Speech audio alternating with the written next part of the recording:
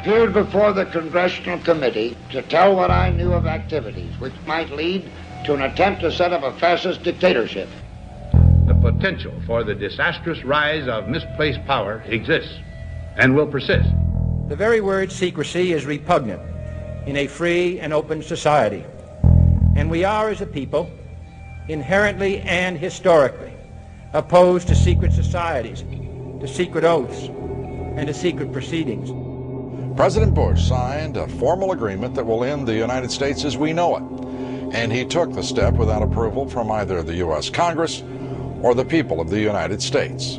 The secret organizations of the world power elite are no longer secret. It's known as the Bilderberg Group. Could their objective be world domination? I'm Jim Tucker. I've chased Bilderberg for 30 years. I'll never give up the chase. Bilderberg plan for the whole world is nothing less than world government. I'm not comfortable with that at all. Who elected these guys to run the planet? They are the elitists. They feel they should run the world for their own selfish interests. Now we can see a new world coming into view. A world in which there is the very real prospect of a new world order. Bilderberg is making great progress toward a world government, and only an educated, informed public can stop them in their tracks. David Rockefeller admits in his own memoirs that he wants to destroy the United States. Right. He's a traitor. It's good to be back at the Council on Foreign Relations. As Pete mentioned, I've been a member for a long time and was actually a director for some period of time. I never mentioned that when I was campaigning for re-election back home in Wyoming. Let us never tolerate outrageous conspiracy theories.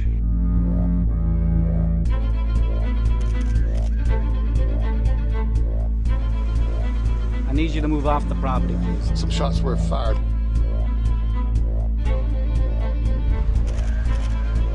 There's Bilderbergers right there. The Trans-Texas Corridor is a vital part because we stop it here in Texas. We stop the New World Order right here in Texas. This thing started here.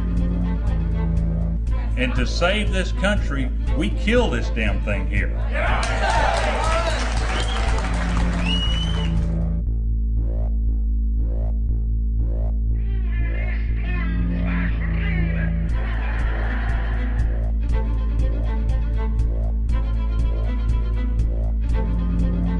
There is a chance for the President of the United States to carry out a phrase his father used, and that is a New World Order.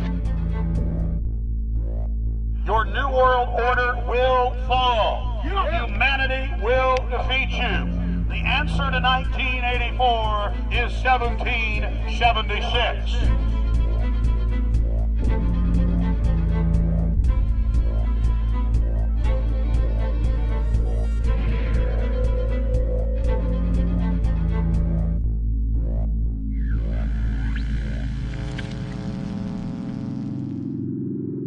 In the near future, Earth is dominated by a powerful world government.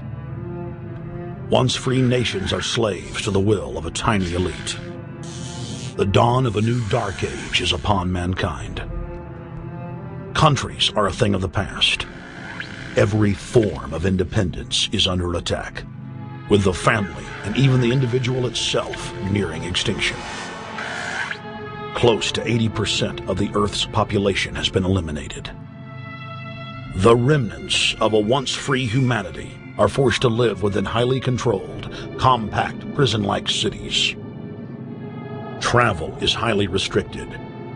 Superhighways connect the megacities and keep the population from entering into unauthorized zones.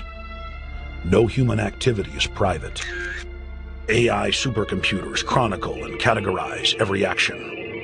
A prison planet dominated by a ruthless gang of control freaks, whose power can never be challenged. This is the vision of the global elite, their goal. A program of total dehumanization, where the science of tyranny is law. A worldwide control grid, designed to ensure the overlord's monopoly of power forever. Our species will be condemned to this nightmare future unless the masses are awakened to the New World Order master plan and mobilized to defeat it. Erected by a secretive group, the Georgia Guidestones are a testament to the elite's plan for a world religion, global laws, with a global court and army to enforce it. And set in stone, it is written that the population never rise above 500 million.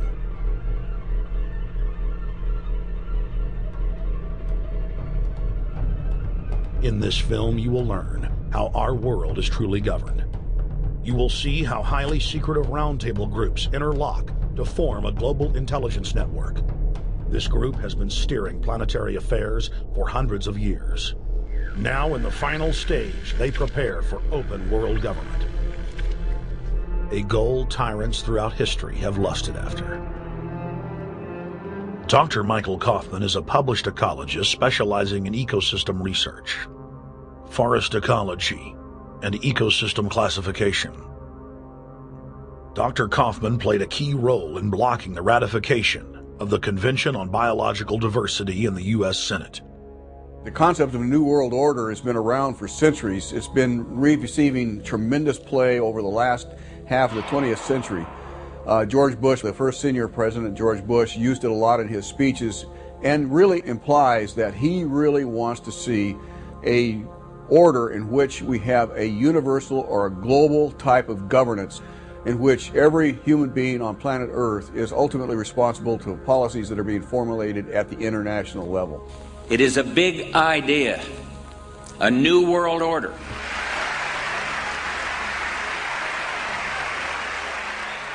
President Bush said that the New World Order was in tune, and that's what they were working for. The UN is part of that government. They're working right now very significantly for a North American Union. That's why there's a lot of people in Washington that don't care too much about our borders. They have a philosophic belief that national sovereignty is not important. It's also the reason I have made very strong suggestion that we need not be in the United Nations for our national security. It's really always the same. You go back throughout all of history, the Roman Empire, the Soviet Union, Hitler during the Nazism was always saying that it's going to create the utopia for the average person, when in fact, history always shows that it does exactly the opposite. Conquest and empire is as old as civilization. Babylon, Egypt, and Greece. They all built empires in an attempt to rule the world. The Roman system at its peak dominated the known world. Complex governmental systems were developed to control diverse populations. During the period between the 15th and 19th century, new empires emerged and again waged war for supremacy. The nobility, as well as the thriving merchant class, were financed by a handful of private banks. Many of the great money houses would hedge their bets and finance both sides of a war. Sophisticated intelligence-gathering networks gave the financiers a clear edge over the governments they were slowly gaining control of. On the 18th of June, 1815, agents of the British arm of the Rothschild family looked on as Emperor Napoleon Bonaparte fought desperately to save his army from the jaws of a British-Prussian pincer attack.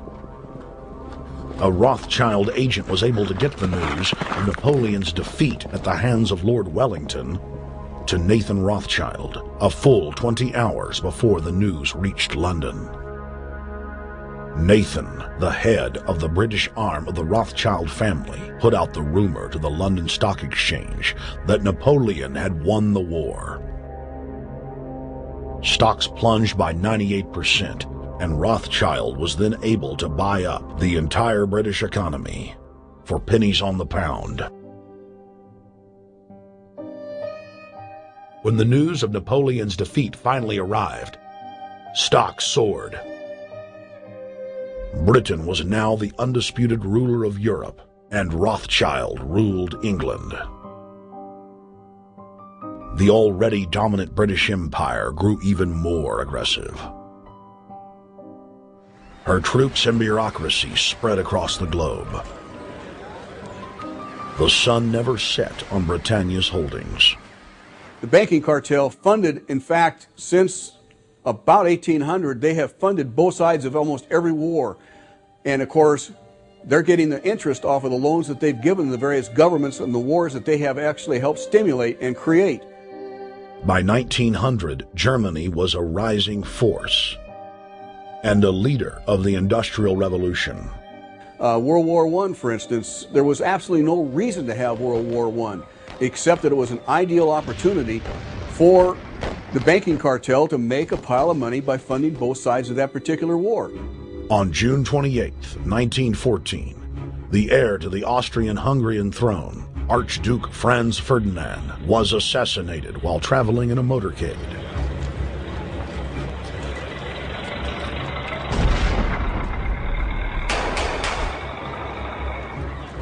The Black Hand, a Serbian secret society with connections to French and British intelligence, took credit.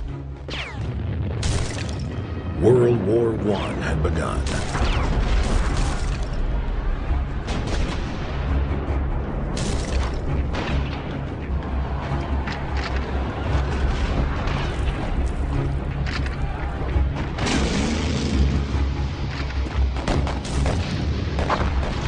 Armaments companies financed by Rothschild-controlled banks in Germany, France, England, and Austria bankrolled all the factions.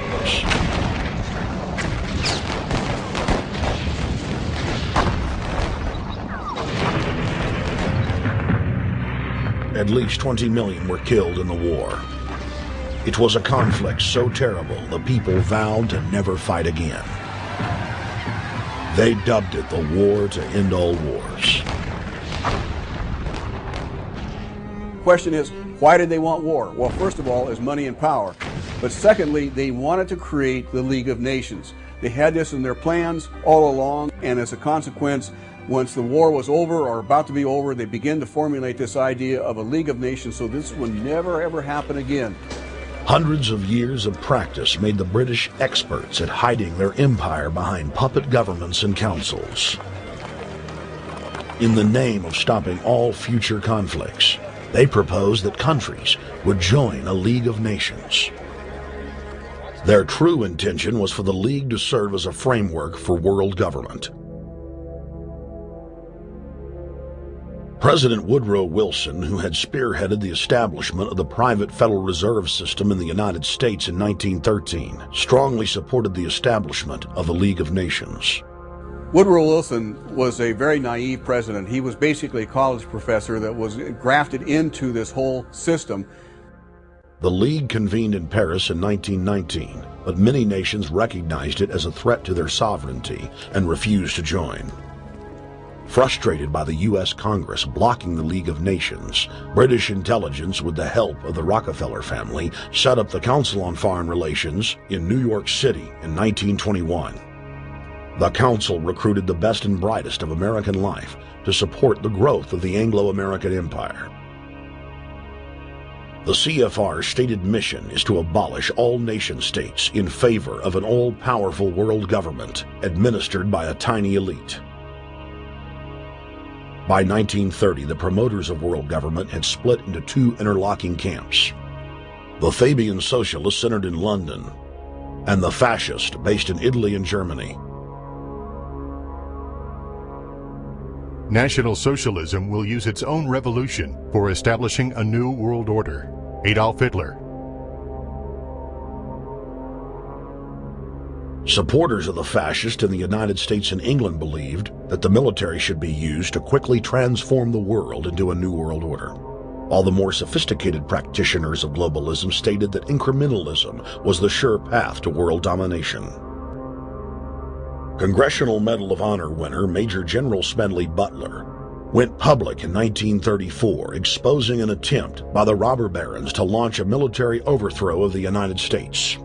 The war hero testified to the McCormick-Dickstein Committee in Congress that some of the most powerful men in America had tried to recruit him to lead a military coup so they could set up National Socialism in the United States.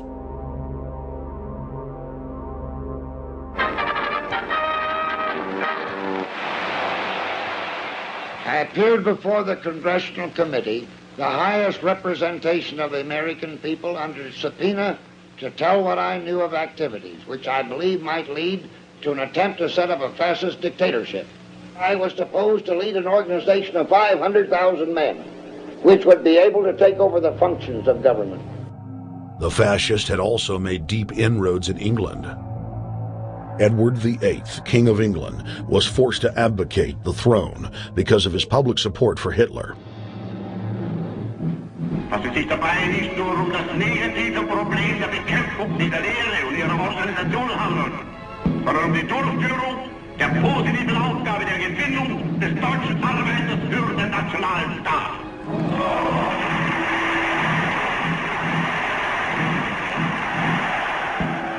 Though the German-led fascist camp was strong, the Fabian Socialist bloc was able to maintain control of the U.S., Russia, and England.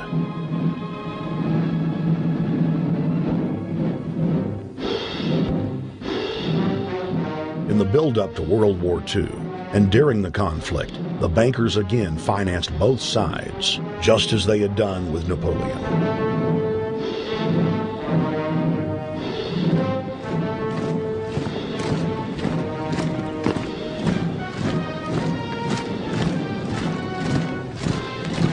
With the rise and fall of the Third Reich, Europe lay in ruins.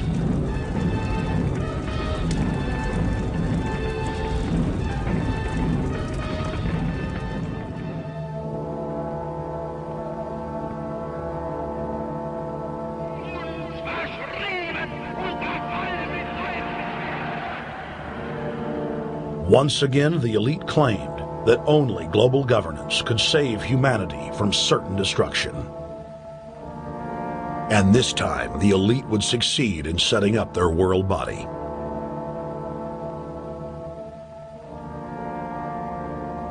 In April of 1945, at the Presidio Naval Base in San Francisco, the United Nations was founded by the victors of World War II. The United Nations complex was then built in New York City on land donated by John D. Rockefeller. Shortly after the elite established the United Nations as their base in the United States, the newly formed World Council quickly began work on the next phase in their plan, the incremental formation of continental superstates. The first step in their trilateral plan was the creation of the European Union. Unifying Europe had been tried many times and was extremely unpopular. Where Napoleon and Hitler had failed to accomplish their goals using force, the globalists would succeed using stealth. The British spearheaded the formation of the Council of Europe on May 5, 1949. The Treaty of London claimed to only establish trade ties between European nations, like NAFTA or GATT in North America. Its true intention was the formation of a European superstate.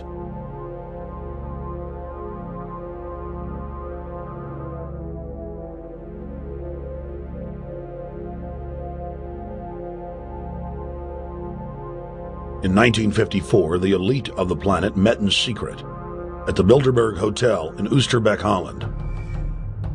The Bilderberg Group would later admit that their mission was the formation of the EU. Once the EU was established, under the guise of trade deals, a North American Union and Asian Union would be formed. The three interlocking superstates formed the core of the global government, while the United Nations would serve as a world regulatory and enforcement body over the Third World subregions. The Bilderberg Group consists of the heads of all of the managing roundtable groups that steer individual countries. Picture the elite power structure of the world as a giant pyramid, with only the elite of the elite at the tip top of the capstone. The group has been so secretive that until the mid-1980s, the controlled corporate media denied its existence. Into the late 1990s, coverage only consisted of rare one-line mentions.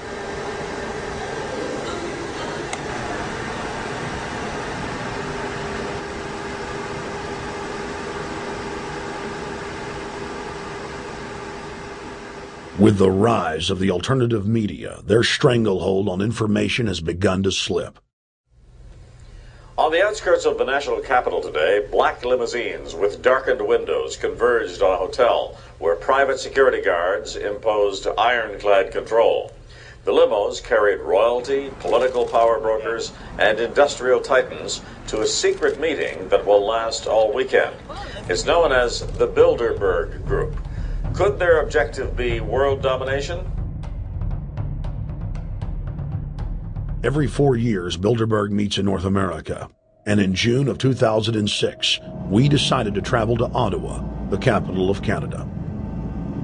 The site of Bilderberg.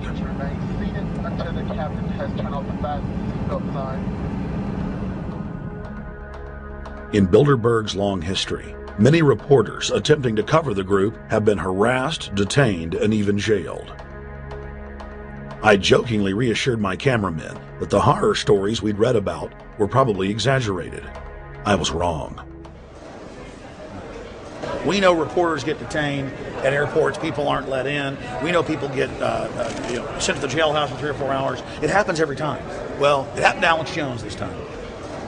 They admitted Bilderberg that they've had pressure put on them by the government to heighten security, and that's why all this happened. Yes, I was told that by 2 separate people.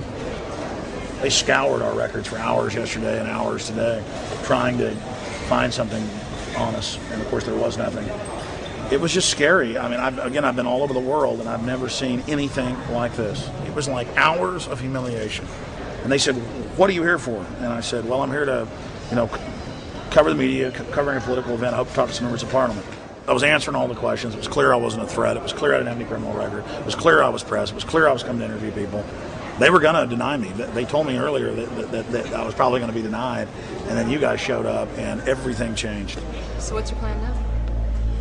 My plan is to go out and try to interview Jim Tucker, to try to go down to the Bilderberg Group and maybe catch some of them still arriving, and try to still make a documentary.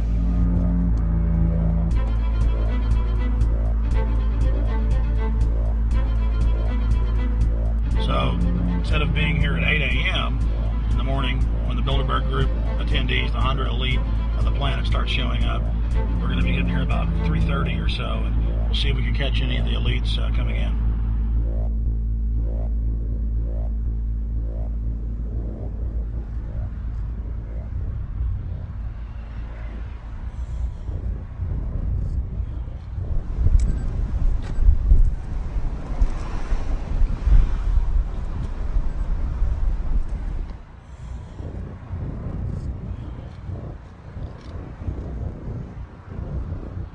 What do you think's on the agenda for this edition of the Bilderberg Society's annual meeting?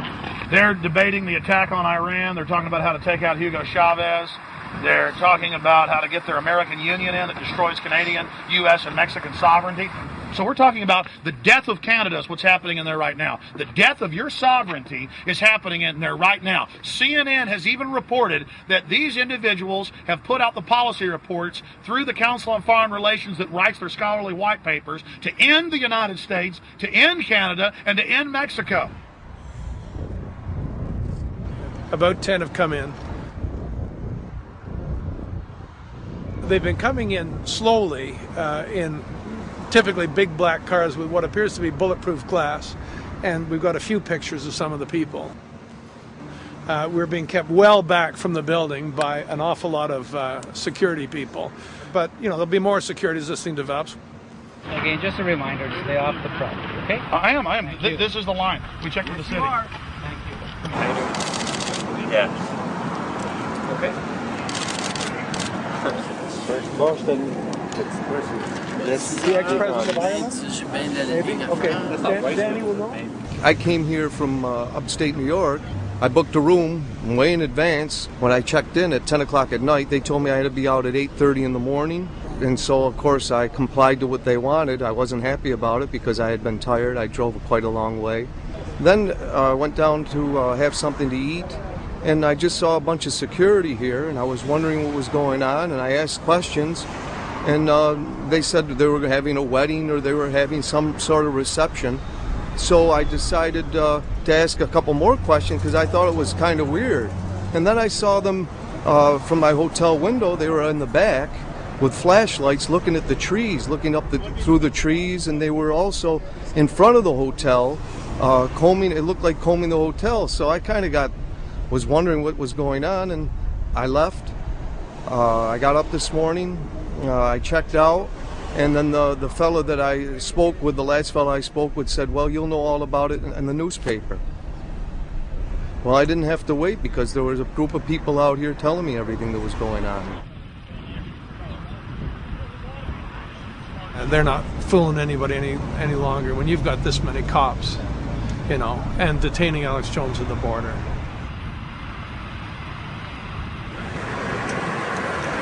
Get them on both sides.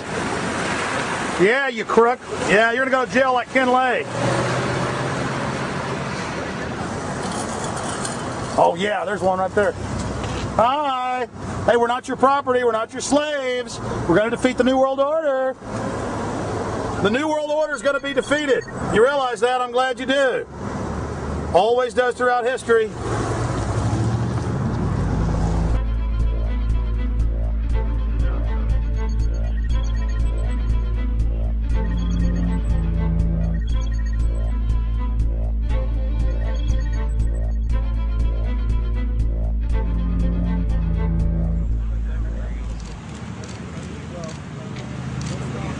The boss. The boss is leaving. Etienne Davignon is the honorary chairman of the Bilderberg Group, as well as the head of its steering committee. The committee he heads selects and invites each year's attendees. In the last decade, the list of attendees has been leaked to reporters by moles on the inside. Veteran newspaper reporter Jim Tucker has been covering the Bilderberg meetings for over 30 years and has physically attended more than 20. We traveled back to our hotel to see if Jim Tucker received the 2006 list. First heard about Bilderberg in 1975, and I said, I don't believe it. That's not possible. Who in hell's Bilderberg? I spent 20 happy years with metropolitan newspapers. All the wires are clicking at my ear. That could not happen without me knowing about it. And the thing that first impressed me most was columns in 1957 by the late, great Westbrook Pegler, widely syndicated columnist. He wrote 2 lengthy columns about how approximately 100 leaders of international finance, heads of state, high public officials were meeting behind armed guards and closed doors on Jekyll Island, sealed off. What are these powerful internationalists doing?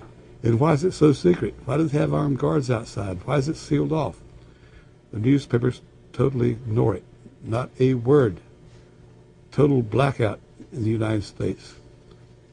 Since then, I've never stopped pursuing Bilderberg, or the whole international gangster organization led by Rockefellers and Rothschilds, as they manipulate the world for their own selfish interest.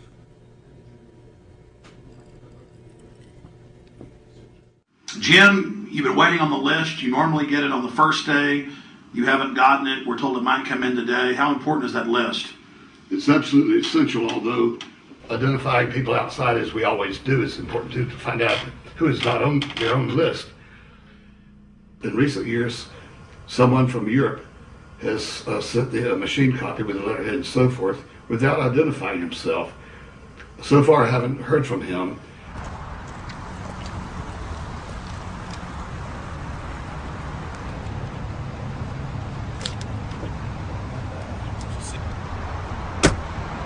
Well, Bilderberg assumed that name in 1954 at their first meeting as Bilderberg at the Bilderberg Hotel. It's a little bit like Shakespeare's As You Like It. They say to Shakespeare, what do you want to call this book? And he says, As You Like It, meaning whatever you want to call it.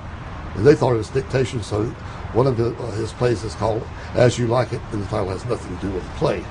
So that's how the Bilderberg came by their name. Now, they had been meeting for half a century. The moneyed class had been meeting But they decide they have to meet systematically every year, well planned in advance, in addition to maybe other smaller meetings throughout the year. Sure this is the right turn, Jim? No. Let's see if you can start.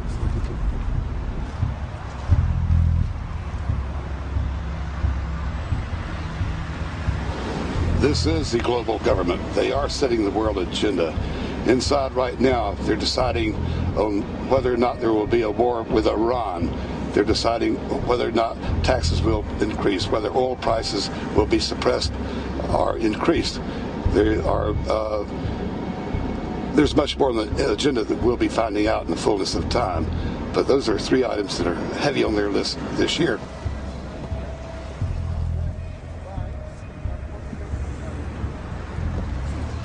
This is Jim Tucker, ladies and gentlemen. 27 years covering these crooks. Mr. Tucker, pleasure to meet you. The media said he was crazy, it didn't exist. Now we forced him. 120 of the world's most powerful men, heads of state from Europe, high officials of the United States government, Treasury, White House, state, defense. They're setting the world agenda now. The reason they want secrecy is because they're doing evil. Evil is done under the cover of darkness. Good works are done in the sunshine.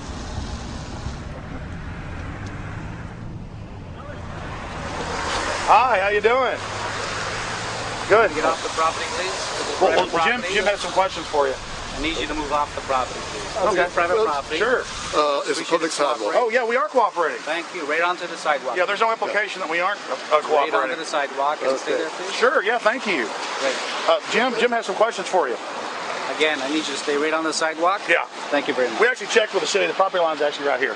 Also, that's good. Property line's actually right here.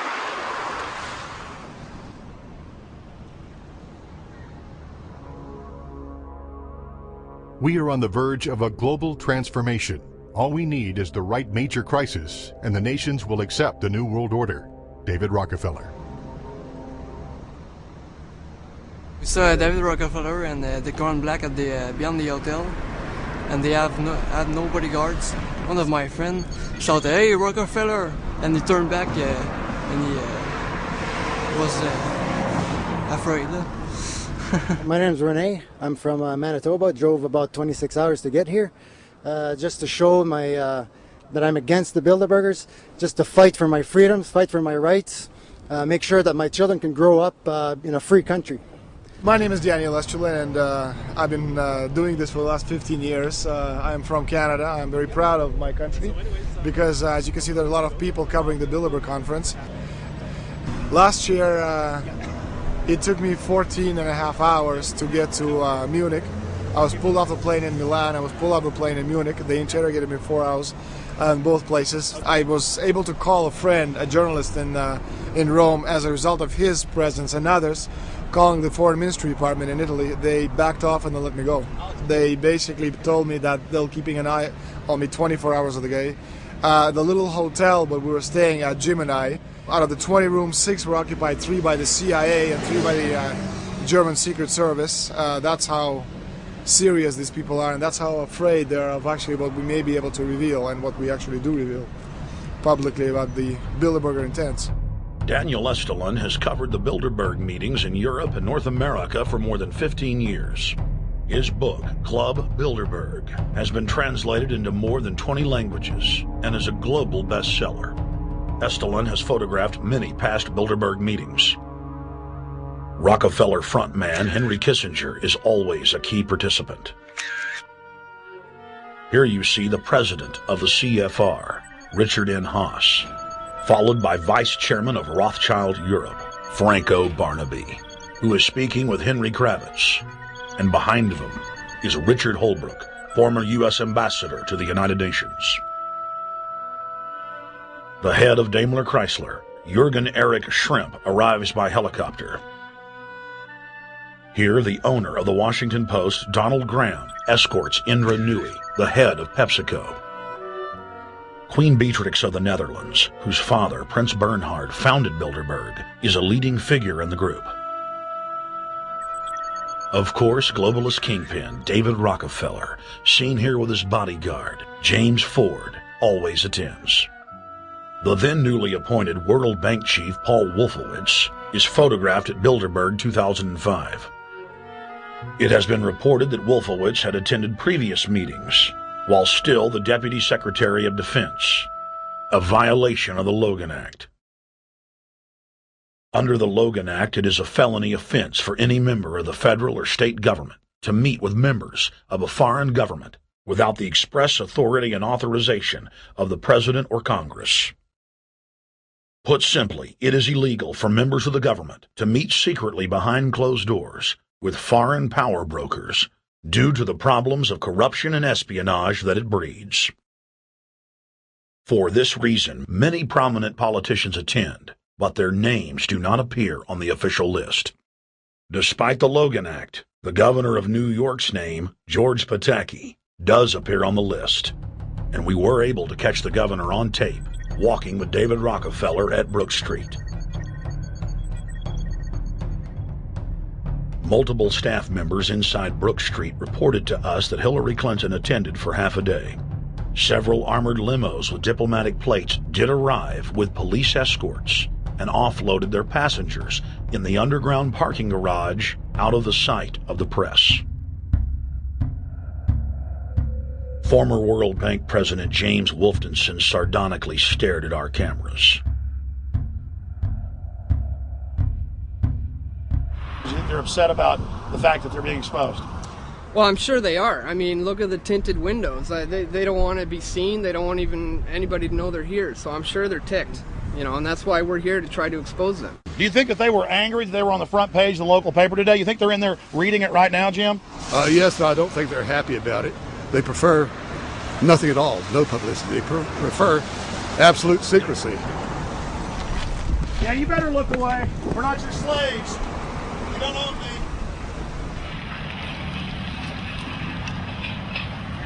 Did you get a list of the attendees and everything, or not?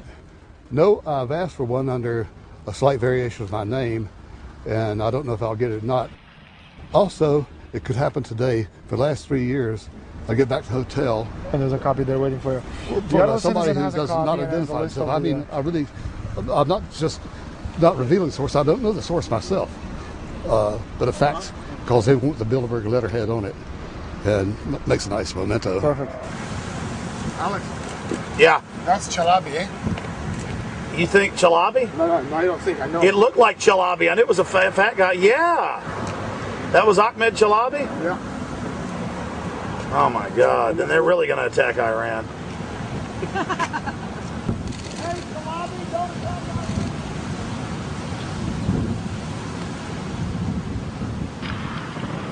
I've seen this guy around a lot. This guy is too president. It's S. Scanning Adrian Woolrich. Over the last couple of years, they've been reeling with the amount of leakage that they've been experiencing, so it's getting harder and harder. But again, it will never get too hard for us because of the sources that we have inside are top-notch sources.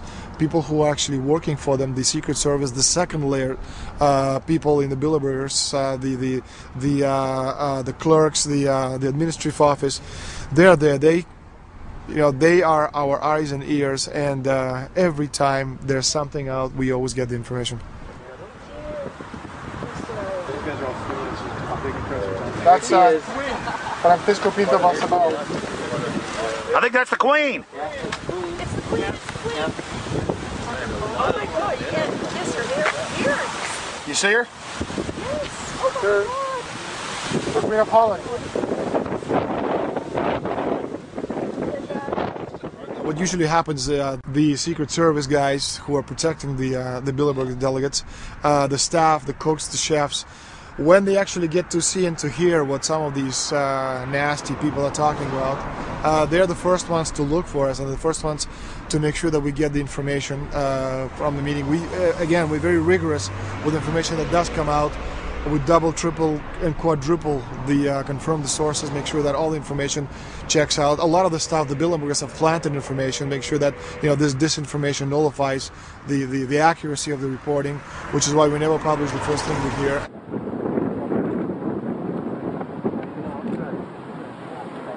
Oh.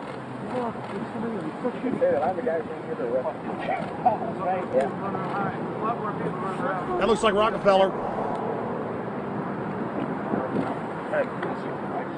The decisions that these people take, again, they're not only decisions that affect business community, they affect politics, business, environment, across the entire spectrum. And these decisions are made and taken by a very elite group of people behind closed doors this year at the Brook Street Hotel. We are not privy to these decisions. We're not allowed to know what they're talking about. But we'll definitely feel the consequences of these decisions over the next 12 months when events which apparently by accident seem to happen, in fact, have been planned right here this year at Brook Street Hotel between 8th and 11th of June. What does it do when you get 120 of the most powerful people in the world getting together to have meetings with government officials? I mean, that's amazing. What it is what I mean is that they're planning the corporate agenda. They're not planning the democratic human journey agenda, in my opinion. Mussolini had a definition, is when the interests of the corporation take completely over from all other interests, and that's fascism. He said it should probably be called corporatism. Well, call it corporatism, call it fascism, call it neo-lib, neocon. There's a whole variety of political words, depending on which side of the stripe you come from, to start with, which describes the thing. But what they are describing is the complete end of democracy, the end of what matters to people, the end of what happens to the human journey. And for that reason, I think this is revolting. Ladies and gentlemen, we're here in Canada today to stand up against the Bilderberg Group that is attempting to get rid of the sovereignty of the United States. The truth of your world government has now been exposed. We know you are ruthless. We know you are evil. To David Rockefeller, to the Rothschild representatives here, to the Queen of the Netherlands, to all of you, we tell you, you are not our queens. You are not our kings. You are not our gods. We do not belong to you. We are not your slaves. We stand as free humans, have stood since the beginning of time against the strong men, against the thugs, against the bullies. We will defeat your world government. We will defeat world taxation. We will defeat your control grid. God is on our side. I stand before the creator of the universe, and I ask the creator of the universe, as our founding fathers did in 1776, to lead, guide, and direct us, and to give us the power and the foresight and the understanding and the will to stand against your entire agenda, including your final plan of world population reduction of 80% that Henry Kissinger penned in 1973. Why do you put mercury in the vaccines, sodium fluoride in the water? Why? Why do you put cancer viruses in the vaccines? Why have you used depleted uranium now in 4 separate nations? You're arrogant. You have the sickness that elites have had throughout history in their literal and, in some cases, figurative ivory towers. You believe that you're invincible. You will and you are failing now. Your New World Order will fall. Humanity will defeat you. The answer to 1984 is 1776.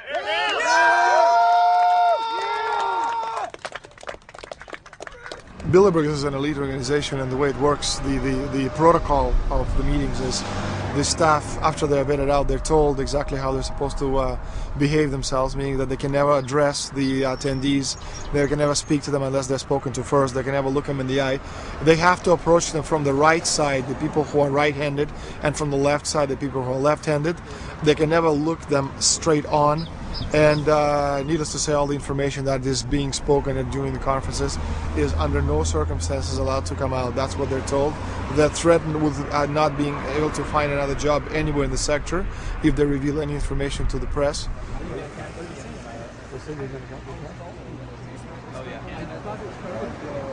Richard Holbrooke? Ambassador Richard Holbrooke thought the peasantry wouldn't recognize him if he took a stroll off the grounds of Brook Street.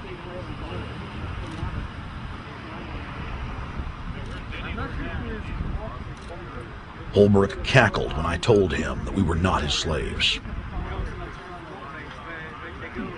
Holbrooke, we're not your slaves, Holbrooke. We're not your slaves.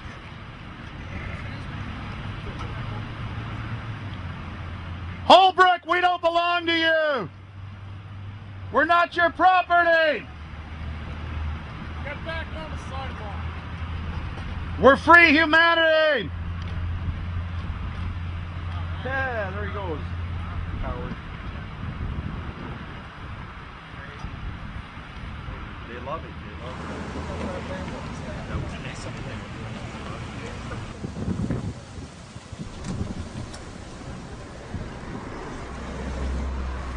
Okay, we're going to be going around the back here, guys. Hey guys, how you doing?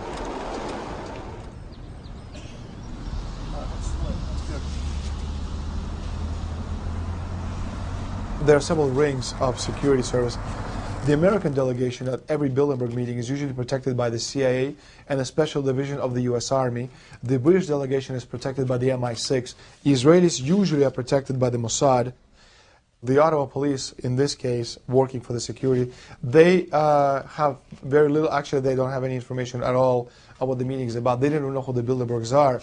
Then there's an elite private firm protecting the perimeter, doing all the dirty work, such as shooing all the photographers and bothering the protesters. But, you know, that's like piddly stuff.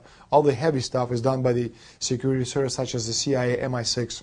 Some years ago, my legs were a little bit stronger than they are now, and I'd crept over a fence under cover of darkness and approached. The cops started yelling and pointing at me, so I ran with speed I didn't know I still had, and some shots were fired, but they were far above my head. I mean, they were intimidating, but they were not really trying to kill me.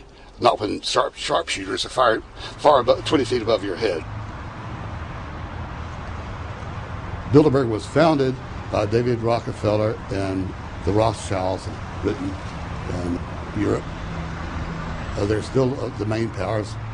Baron Evelyn D. Rothschild, a male, attended for many years. Rothschild is still represented. You'll see them on the list of participants.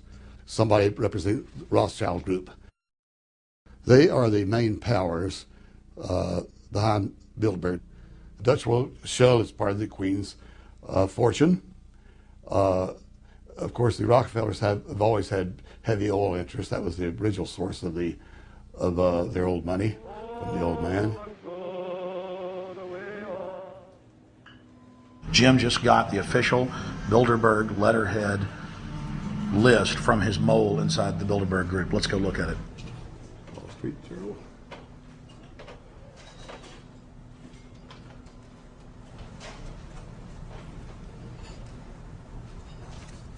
So, Jim, you got the list. Yeah. Did we identify Wolfowitz as being here because he's not on the list? No, we positively identified Wolfenson. Yeah, he's on the list. Yeah, there's Wolfenson right there, James Wolfenson. But aren't there always people who aren't listed? Yep. Over the years, we've identified like sometimes one, sometimes three people who are not on their own list who have attended. Now, I think what is very difficult for most people to understand is how such a small group of 125 men and a few women control a population base of 6 billion people. Actually, it's much easier than you think. These people work on what I call systemic methodology, meaning that you take a pie, just imagine you take an apple pie and you slice this apple pie into lots of very small pieces, and you put in front of each one of these pieces your men or women of trust. And by controlling this individual, you control an entire organization. For example, if you take Paul Wolfowitz, who runs the World Bank, through him you can control the entire organization. You don't need to control what the dishwasher or the toilet cleaner thinks or does or believes in. You just need to control what he does and what he believes in, and what he does will permeate the entire organization. And that's how you control, with very, very small power base, an entire global population of 6 billion people.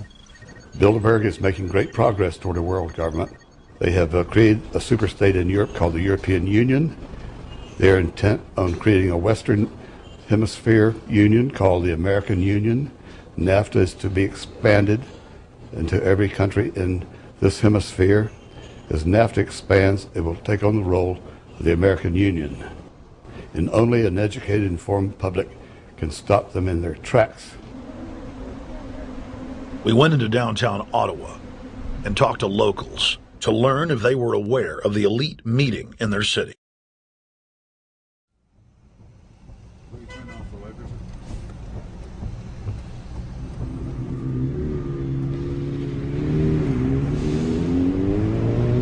Hey guys, attention just for a second. I just need to tell you that a group just met here in Canada and they're trying to get rid of your sovereignty, merging you with the U.S. and Mexico. See, it's not funny, I'm serious. And your news isn't going to tell you about this. This is deadly serious, so I'm just letting you know and I'm telling you about it. As they say, they are the guys that run the world. They make the decisions for we, and we just carry it out. Sir, did you hear about the Bilderberg Group meeting here in town, the 120 most elite people in the world? No. Hey, did you know that the elite's meeting here in town right now? Have you heard about it? The 120 crime bosses? None of you heard of it? None of you guys have heard of the Bilderberg Group? They're meeting right now. In the city, around 10% of the people were aware of the New World Order agenda. When we traveled to Parliament, close to half of the people we randomly spoke to were informed.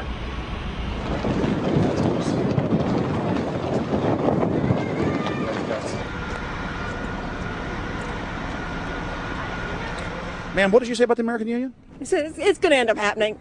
We don't want it, but it's going to happen. Why do you think? Because the Bilderberg Group runs the world. You have the Trilateral Commission that's also part of the Bilderberg, which is the United States, Europe, and Asia. But most of this is public knowledge. Nobody wants to believe that there are conspiracies, that world leaders are already elected before they're voted on. So here we know that Bernard Lord is part of the outer circle. I was surprised to read that Harper addressed the group in 2003 because my understanding was nobody gets into politics without becoming part of the Bilderberg Group. And then you find out afterwards that that is the case, that they have... Well, Bill Clinton went there in 91, George Bush Sr. back in like 85. And Blair, same thing. Who we think that we're electing as leaders have already been pre-picked for us. Whether it's liberal or a conservative, they're already part of the group. They own all the horses in the race. They own the horses, and I understand that, for example, in the United States, it's a one-party system with two factions, though you think it's two different parties. Oh, it is, yeah. So it's like Bill Clinton constantly vacations with the Bushes, and they call him their son, and they actually staged all that in 92, and all that's come out. It's just all staged. They're not going to let trillions of dollars slip through their hands. The good news is people are waking up, though.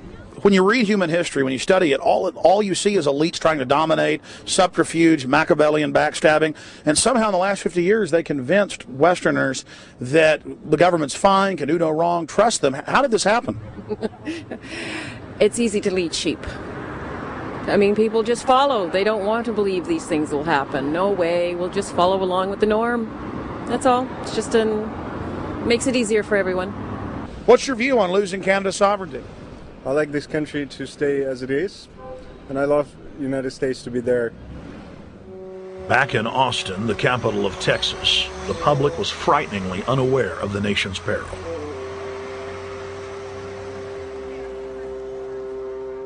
Have you heard about the North American Union? Not really, no. I don't watch TV. No, I haven't. Interesting. I was not aware of that.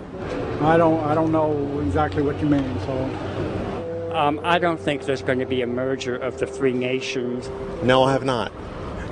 No. No, I didn't know this was happening, so... Yes, I have. I have it. Oh, you have heard about it? Yes. After that big rally the other day, don't know about it? Don't know about anything. No, I have not. Have you heard of the European Union? I have, yes. Are you aware of the European Union? Oh, yeah, of course. Have you heard about the European Union? Heard about them. Do you know about the European Union? No. Europe, 15-member group expanding? A what? 15 nations of Europe merging in 2000. Whatever. For over 50 years, the Bilderberg Group constructed the European Union by stealth under the guise of trade deals. Now the elite are using the same secretive program to complete the North American Union. But this time, superstate integration is on the extreme fast track. International agreements like NAFTA, GATT, and APEC were just stepping stones in the formation of the NAU. The North American Union was officially born at Baylor University in Waco, Texas, on March 23, 2005. The leaders of the United States, Mexico, and Canada told the press that they were only meeting to discuss trade. It soon leaked that a secret meeting had been held during the Security and Prosperity Trilateral Summit. The three governments had refused to release the secret agreement to the people. In September of 2006, their treasonous operation was blown wide open. From September 12th to September 14th, in Banff, Canada, hundreds of elected and appointed government leaders from Canada, Mexico, and the United States met in secret. On the last day of the conference, someone inside the secret North American Union Forum leaked the agenda. The front pages of newspapers across Canada carried the story. The Judicial Watch Foundation submitted Freedom of Information Act requests to obtain the full agenda and minutes of the secret assembly.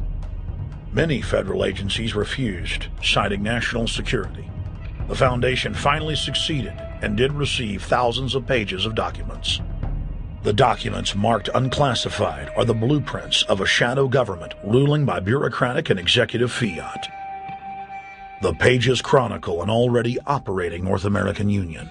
Transportation, law enforcement, agriculture, regulation, banking, manufacturing, construction, education, immigration, and even the military are being merged with no input from the people or their elected representatives in Congress and Parliament. One of the first items on their agenda was to stress how important it was that their plan, quote, be carried out by stealth. The controllers also talked about exploiting the public's fears of climate change to push a continent-wide tax to fund the new government.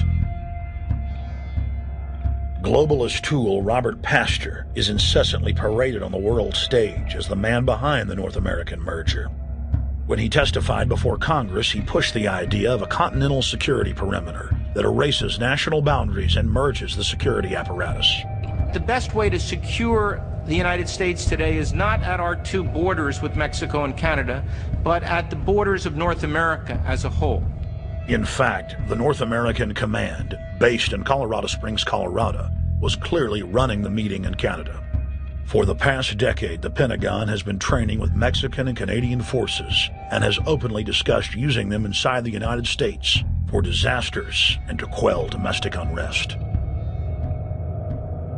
There are already over 100,000 non-U.S. citizens serving in the U.S. Armed Forces. The Pentagon is now expanding its recruiting centers in Mexico, the Philippines, and Eastern Europe.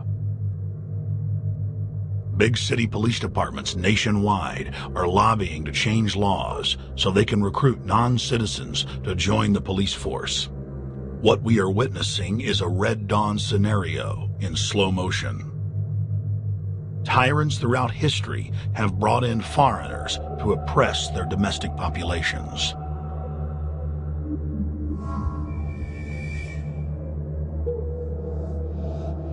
When their coup by stealth was exposed, the three governments went into damage control mode. The Security and Prosperity Partnership quickly staged a show summit that was held in Ottawa, Canada in February of 2007. It is the only way that we can achieve security and prosperity for our people is through this cooperation. We actually occupy one physical space, the North America. We've also had a chance as foreign ministers to talk about how we cooperate in the region and indeed in the world. Protesters who were upset about losing their countries and freedoms were not tolerated. A couple of weeks ago, an Al-Qaeda supposed whatsoever. The Security and Prosperity Partnership has been signed without any sort of parliamentary debate. Globalist publications have been open with their frustration that the population has not bought their latest PR stunt. As integration inside the European and American unions accelerates, the superstates themselves are being merged. On April 30th, 2007, a summit was held at the White House. The Security and Prosperity Partnership's secretive approach had alarmed the public. So this time, President Bush, German Chancellor Merkel, and EU Commission President Barroso hid their treachery in plain sight. Thank the Chancellor and Josie very much for the transatlantic economic integration plan. And for that too, we need to develop a common market, common standards. So this is indeed a very important agreement, an agreement that also brings with it a Transatlantic Economic Council to be a permanent body with senior people on both sides of the Atlantic that will look at all those issues in a concrete manner, in which way we can make it move forward. The BBC reported that the US and EU had agreed on a single market. By announcing a new economic community integration, they were simply repeating what had been done in America and the EU on a larger scale.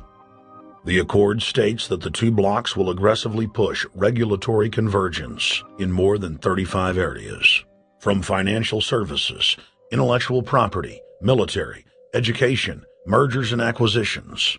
They also agreed to jointly push a global carbon tax. We recognize that we have a problem with greenhouse gases. We agree there is a global threat, it's a serious threat. We agree there is the need to establish a limit to greenhouse gases. We need to discuss the possible pricing of CO2. How can we translate this into a market economic compatible scheme? We have agreed to establish a high-level group, a forum. This EU-US result is translated into the G8, debated togetger with the outreach countries, China, South Africa, Brazil, among others, and India. A global solution to a global problem. If Bilderberg succeeds, America falls. All the victimized countries lose their sovereignty. Bilderberg is not a person, it's not an idea, it's an ideal, a very powerful group of people working together and from the positions of ultimate and absolute power, destroying every constitution on earth, no matter how powerful the constitution of the nation is. That's what these people do.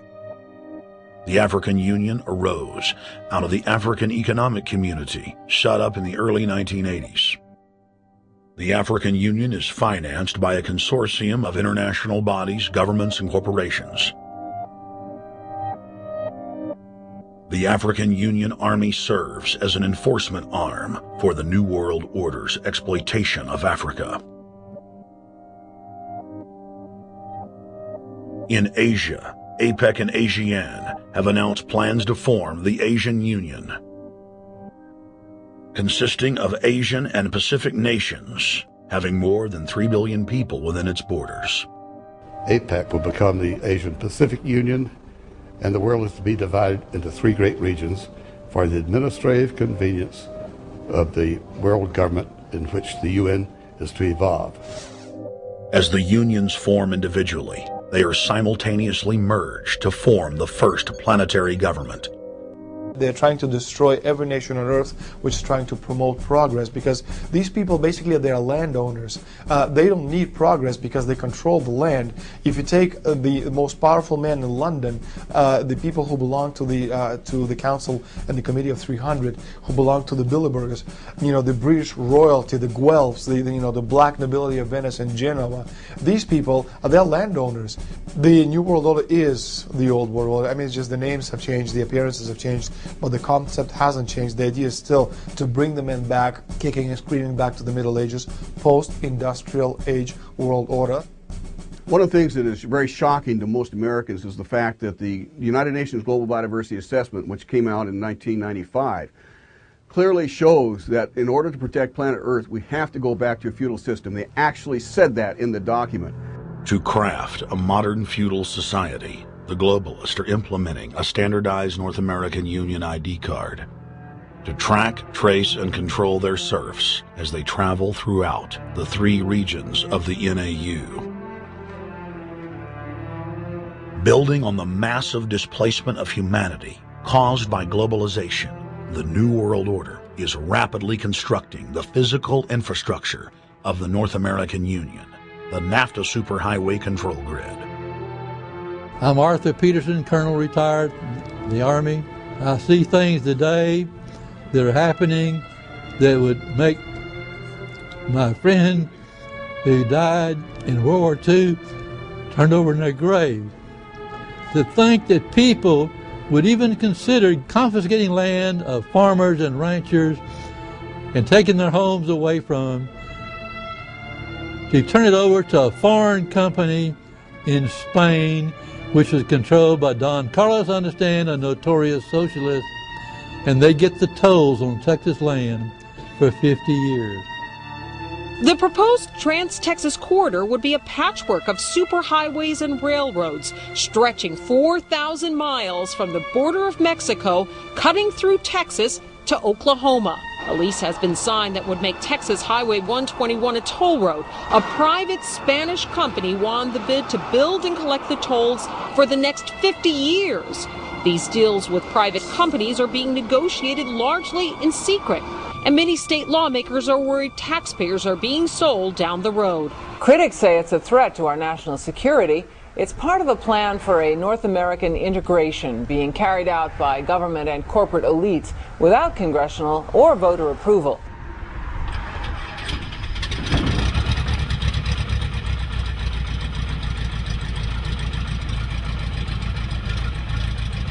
We took to the air over central Texas to get a bird's eye view of the Trans-Texas Corridor, which is under construction and will form the heart of the Trans-NAFTA superhighway system.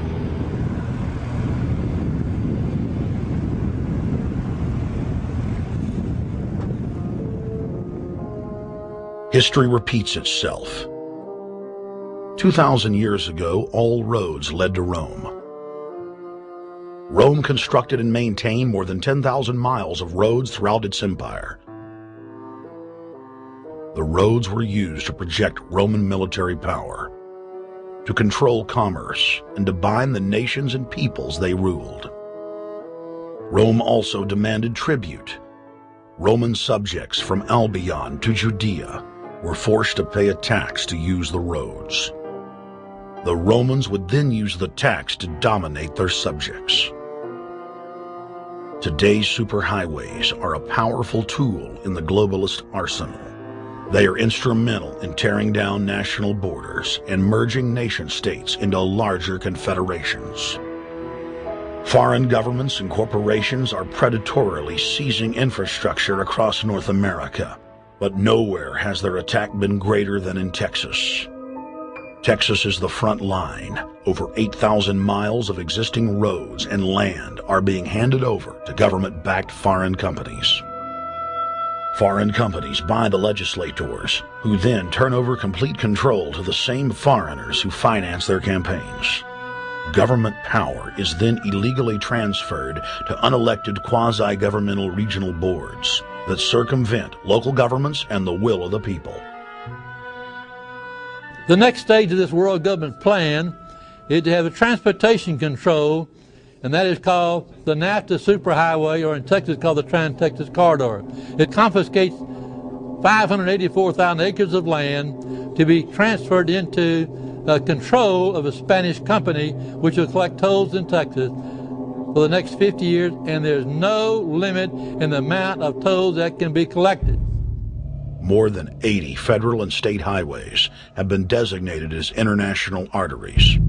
The I-35 NAFTA corridor starts deep inside Mexico and travels through the middle of the United States and ends in central Canada. Container ships from Asia dump their cargo on the Pacific side of Mexico. It then travels duty-free by rail to the new Kansas City inland port, now considered sovereign soil of Mexico, in the heart of the United States. Under international agreements, predominantly foreign companies are placing tolls on already existing paid-for roads. Federal, state, and corporate documents show that they will then use the revenue raised to build up the transportation infrastructure of Mexico, not the United States or Canada, so foreign-made products can pour in even faster from Mexico. Revenues raised will also be used to fund the fledgling North American Union and its growing bureaucracy. Bottom line, they're using our own money to enslave us. First of all, they're proposing a North American tribunal, which would be similar to what we have in Chapter 11 of the NAFTA agreement, which is trumped by international law. The U.S. Supreme Court and our Constitution could potentially be rendered invalid, and what we would have is new North American business law that would trump what we have here in the United States. What is also interesting to note that the NAFTA headquarters is in Mexico and controls the United States trade and rules against the United States Congress, and no one seems to challenge it. it's very probable and probably inevitable that our right to bear arms would be challenged in a North American court. So this is just an example of what's happening and what's being proposed. We want to keep our trial by jury system. We want to keep our right to keep and bear arms. We want a system where we have a Supreme Court and not have a tribunal that will be superior to the Supreme Court. In 2005, Cintra, a Spanish-owned company, signed a secret agreement with the Texas Department of Transportation to erect toll roads on existing roads and to toll new roads that were completely paid for by tax dollars. There are people, believe it or not, in Texas who don't know what the Trans-Texas Corridor is. Right. TTC 69, which they'll have the environmental hearing starting this spring on, runs through my part of the state. And there are people over there who have no idea what's fixing to come in their backyard. TxDOT, an unelected state agency, claimed that the agreement with the foreign company was even secret from the Texas legislature. When the truth came out, newspapers across the state called for heads to roll politically. Cintra's response was to have its Australian subsidiary make its first U.S. newspaper buy. Every newspaper they bought was along branches of the Trans-Texas Corridor and had been critical of the toll road plan. The cost of 40 or 50 newspapers is nothing compared to the profits that'll be made. Just Phase 1 alone of the state toll road plan is estimated to raise more than $200 billion in just the first 15 years. And Texas is only a small part of the global panorama.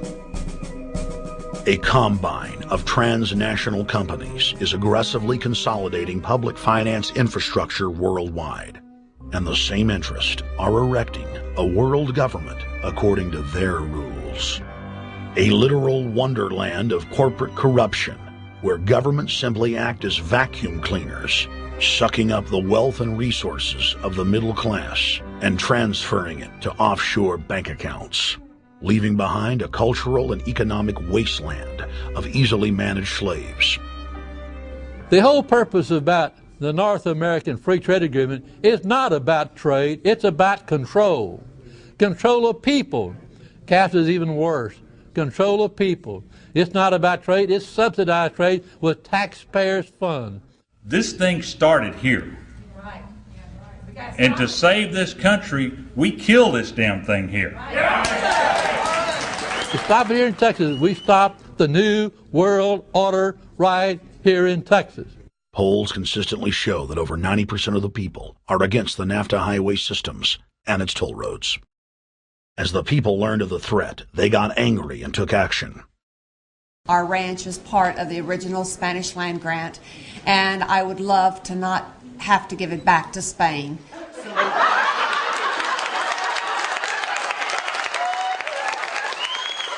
Opponents of a proposed superhighway today held a major protest.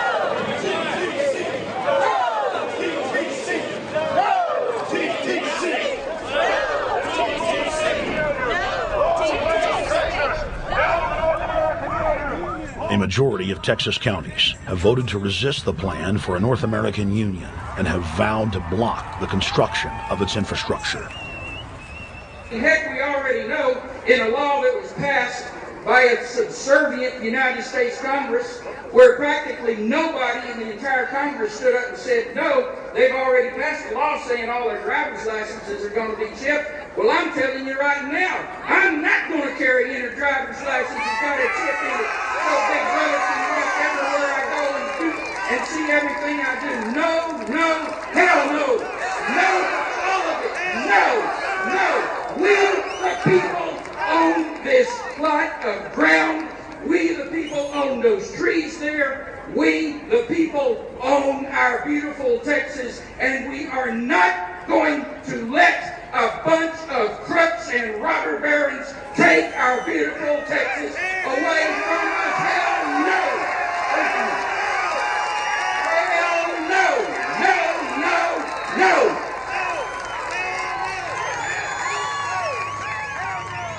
RFID tracker chips embedded in state inspection stickers and toll tags are already being used to track the population.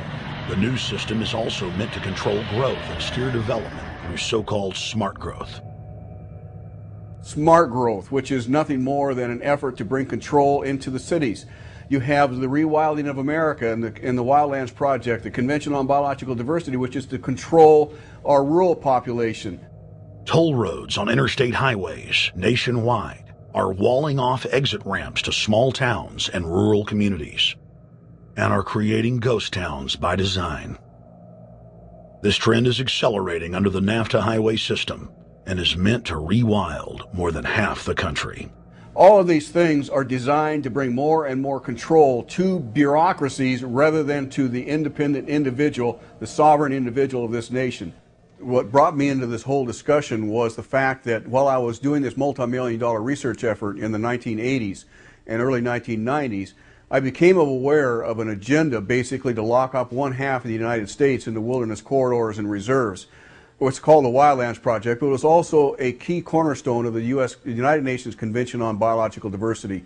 It was during that study in which I began to realize that this was not an effort to protect the environment, but an effort to control you and I. They were dividing the United States up into little compartments in which they would rip out roads, which they would rip out whole communities and put them back in the wilderness. The federal highway system was designed by Pentagon war planners in the 1950s to serve as a rapid deployment conduit to move ground forces for the defense of the United States during invasion. The unconstitutional Northern Command is now using the highway system as a force projection matrix to dominate populations across the United States. Through federally funded emergency command centers, county and city governments are being quietly federalized nationwide. Billions of dollars per city is being spent to install millions of surveillance cameras. Every town and hamlet, no matter how small or remote, is surveilled. License plate reading software tracks Americans' movements wherever they go. New systems are being deployed that scan your face, read your lips, and analyze your walk. Under the Treasonous Military Commissions Act, American citizens can be secretly arrested, stripped of citizenship, flown to offshore torture camps, and secretly executed. Under Section 802 of the Patriot Act, all misdemeanors are considered terrorism. Federal police squads called Viper Teams randomly force Americans to line up and show their papers. From the sidewalks of Miami to the subways of New York to the streets of Houston, Texas, citizens are being searched by heavily armed gangs of paramilitary police.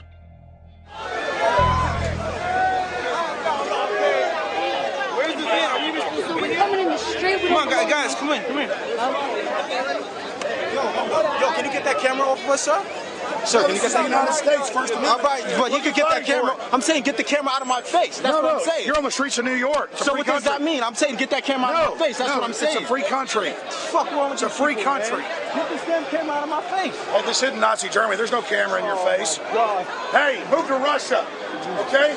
Yo, besides, we can have cameras on the streets. I said get it out of my face. Your guy starts cussing at us out of the blue. I said get it out of my face. That's what I'm saying. It was never in your face.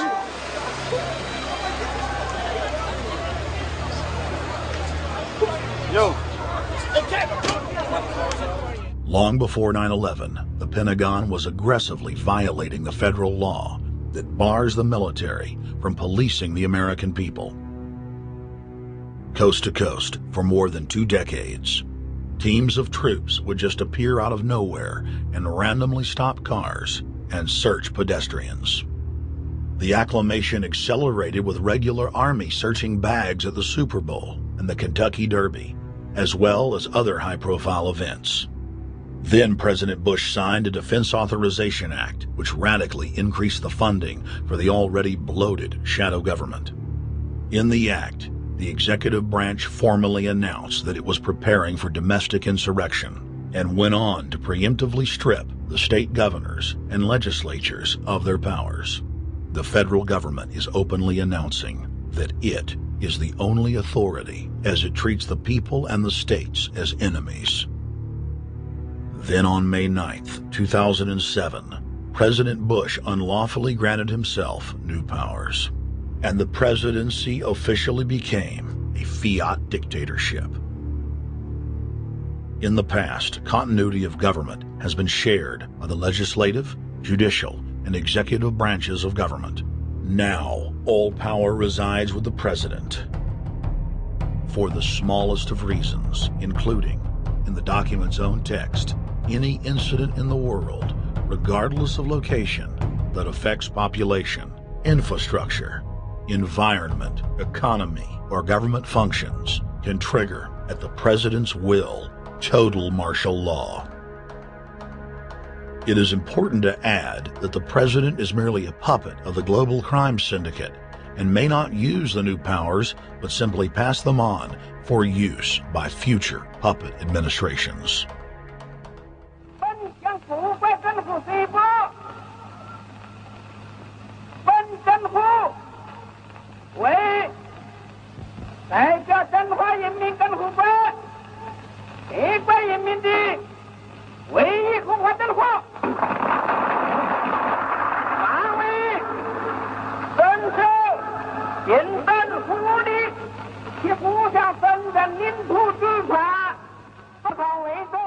Приобретена эта победа.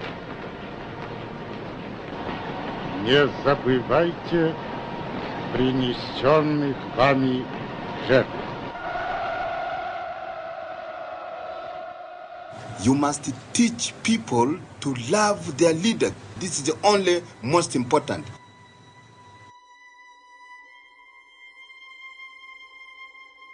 Why don't we learn from the mistakes of our ancestors? Why does humankind find itself bound in a cycle of bloodshed and enslavement?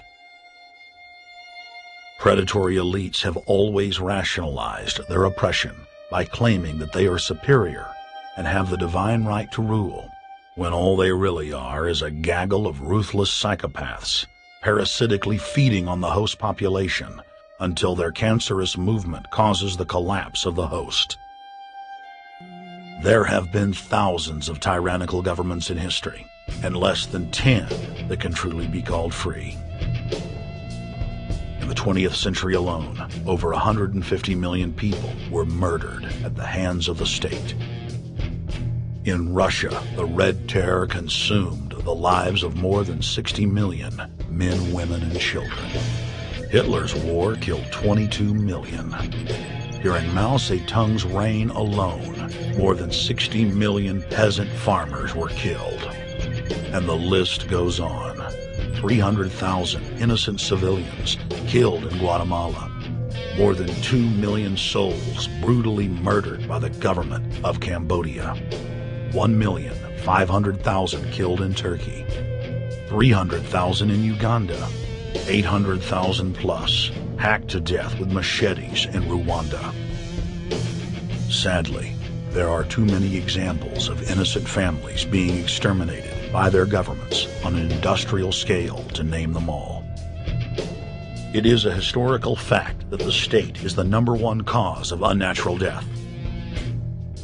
If you take the 150 million people killed by power-mad government in the last century and divide it by 100,000, the number of souls lost would fill the biggest sports stadium, packed with 100,000 screaming fans, 1,500 times over. That's 1,500 sports stadiums, crammed with 100,000 people each, all exterminated. For those who think it can't happen here or won't happen to them, you have been warned. The carnage witnessed in the last 100 years was only the preparatory phase of the New World Order's master plan. 少有常识的人都会看出，如果我们的铁骑继续前进，这个螳臂挡车的歹徒难道能够阻挡得了吗？ Hitler and Stalin's crimes are now part of history. But the communist Chinese system of evil is not content with racking up the highest death toll in history. The mass murder and enslavement is still going on today and enjoys the full support and sanction of the New World Order. 摄像机拍下的这个画面，同西方某些国家的宣传恰恰相反。正好说明了我们的军队。 Communist China serves as a globalist laboratory, a proving ground where 1.4 billion people live out their lives as guinea pigs who serve as test subjects for the formulation of the brave new world. U.S. and British forces worked closely with Mao Zedong during World War II, and at the end of the war, they secretly backed Mao in driving out Chiang Kai-shek and the Nationalist. The OSS, and then the CIA, believed that Mao would have a stabilizing effect. Bill Clinton's mentor and Georgetown University political science professor Carroll Quigley explained in his book, Tragedy and Hope, how the Anglo-American Roundtable groups backed every brand of authoritarianism, from communism to fascism, to ensure that a centralized government dominates the population and the economy as planned. The elite are monopoly men. They seek to create monopolies and dominate populations through the barrel of a gun. In their writings, the leadership of the New World Order has continuously heaped praise on the corrupt Communist Chinese model.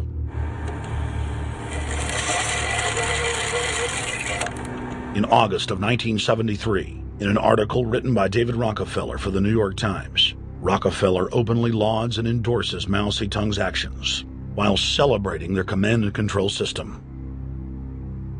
Whatever the price of the Chinese Revolution, it has obviously succeeded not only in producing more efficient and dedicated administration, but also in fostering high morale and community of purpose. The social experiment in China under Chairman Mao's leadership is one of the most important and successful in history. David Rockefeller, New York Times, August 10, 1973.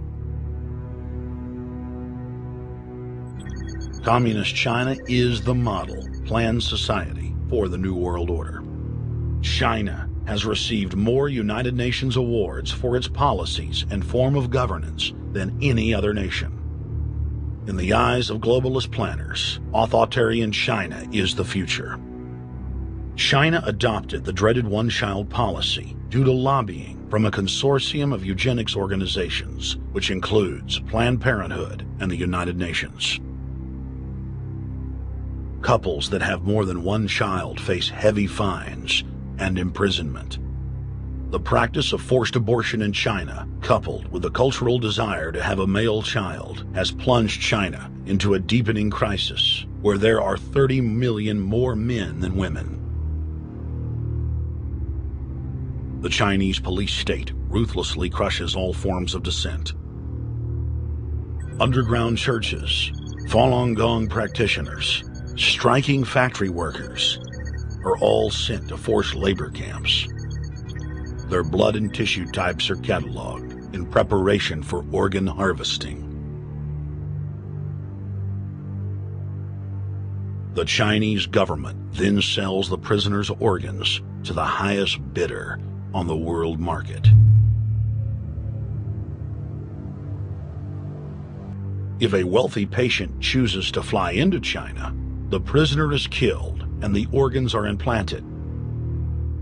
If the organs are being flown out of the country, a mobile execution van extracts the organs on the way to the waiting aircraft. The social engineers of China aggressively euthanize the elderly and disabled. China is merely following the globalist blueprint for the world. The same system of total dehumanization is quietly being phased in worldwide. Depopulation should be the highest priority of foreign policy towards the Third World. Henry Kissinger, 1974. There's a need for a new world order, but it has different characteristics in different parts of the world. Now, none of this may succeed this time, but this to me is sort of the outline by which someday, in the next few years, a solution will emerge. Where does this mindset come from? Why do the elites kill the largest masses of people when no one is resisting them, when they've already attained total control? What ideology drives the elite psychopath? Since Plato's time 2,400 years ago, state planners have openly proclaimed their desire to control every detail of the commoner's life. From breeding programs to mass extermination of undesirables, the dark dream has continued on for millennia.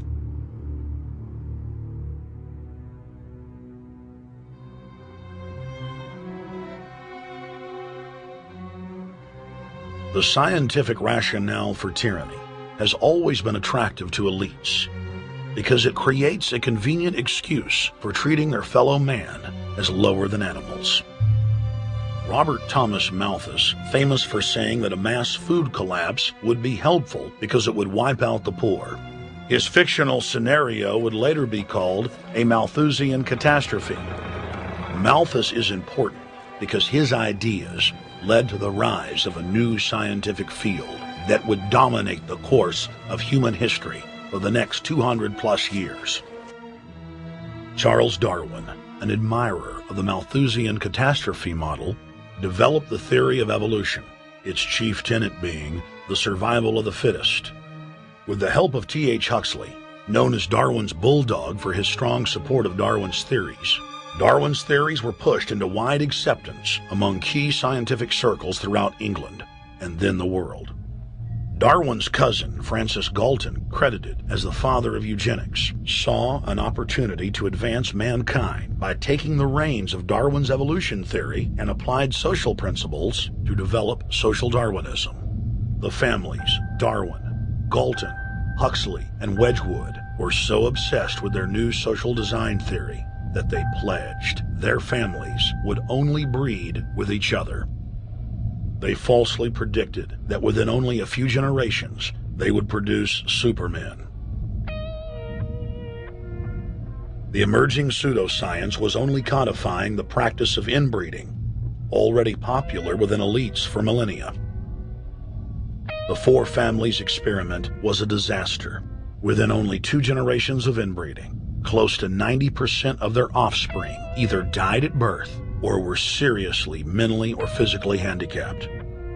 The moneyed class of the planet, and particularly the royal families of the world, who were already obsessed with breeding and filled with a predatory disdain for the underclass, seized on the new science and began aggressively enforcing its aims worldwide.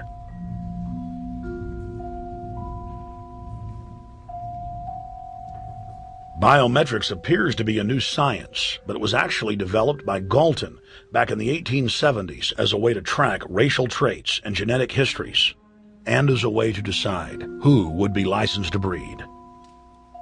In 1904, the Cold Springs Harbor Research Facility was started in the United States by eugenicist Charles Davenport with the funding of prominent robber barons Carnegie, Rockefeller, and Harriman. In 1907, the first sterilization laws were passed in the United States. Citizens with mild deformities or low test scores on their report cards were arrested and forcibly sterilized. You're 17, aren't you, Alice? Yes, but what have you done with my folks? Well, we're trying to help them, Alice, and you too. They were taken to the hospital this afternoon. Hospital?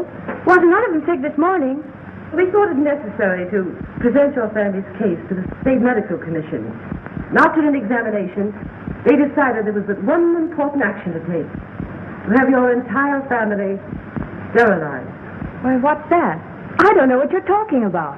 Now, in this state, we have a law which provides for such people to have an operation so there won't be any more children. I see. Now, we've placed your brothers in institutions where they'll be properly cared for. You can go back to your job soon. I'll arrange to have it held open for you. But I'm keeping my job. I'm not going anywhere. Now, you're going to the hospital too, Alice. And you mean they're going to stop me from having children ever? Exactly. I'm all right, I tell you. I won't go to any hospital. We don't want any trouble with you, young woman. If you refuse to go, the officer here will take you by force. In 1910, the U.S. Eugenics Record Office was set up. By then, the British had created the first network of social workers, expressly to serve as spies and enforcers of the eugenics race cult that was rapidly taking control of Western society. The social workers would decide who would have their children taken away, who would be sterilized, and in some cases, who would be quietly murdered.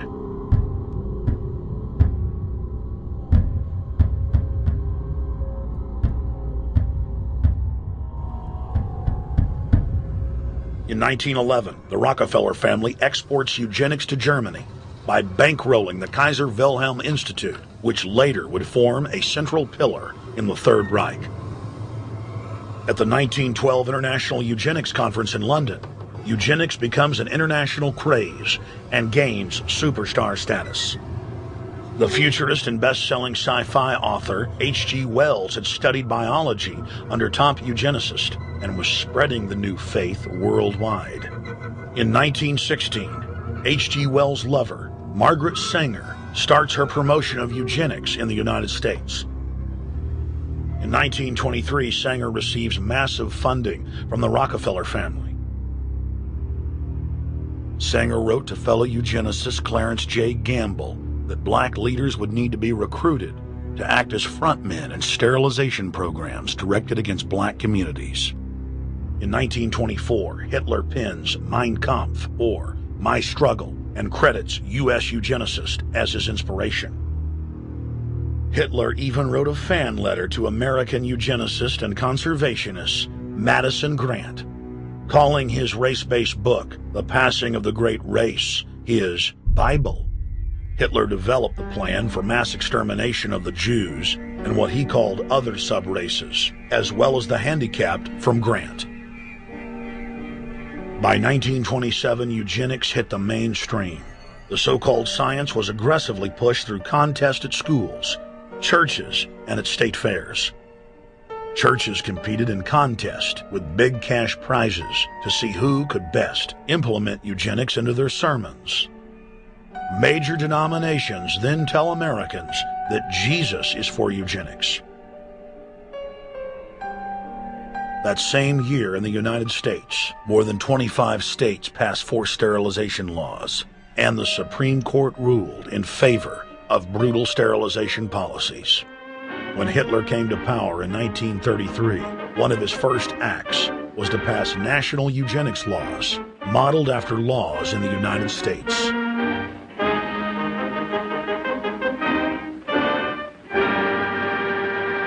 The 1934 film Tomorrow's Children brought the eugenics agenda to the silver screen in the United States. In the case of Miss Mason, I can see no reason for the operation that's been recommended. The girl is perfectly normal. She's hard-working and has a good reputation. Do you know anything about her family background? Oh, yes, Your Honor, I do. There are several other children, aren't there? Yes. What is their condition? One is a cripple. Two others might be classed as feeble-minded. Isn't the oldest son in jail? Oh, yes, I believe so.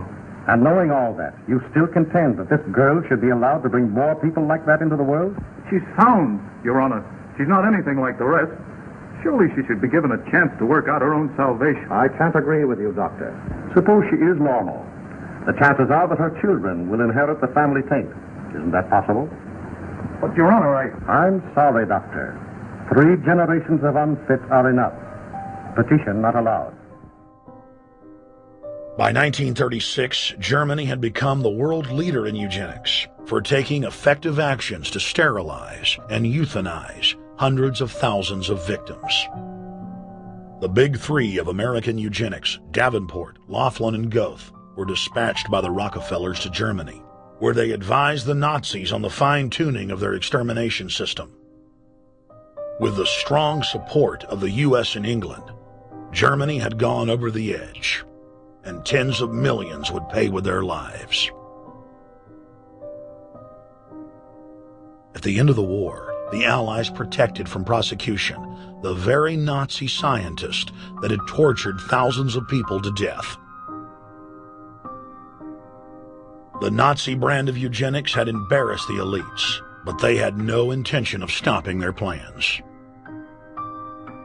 The Allies literally fought with each other over who would get top Nazi eugenicist.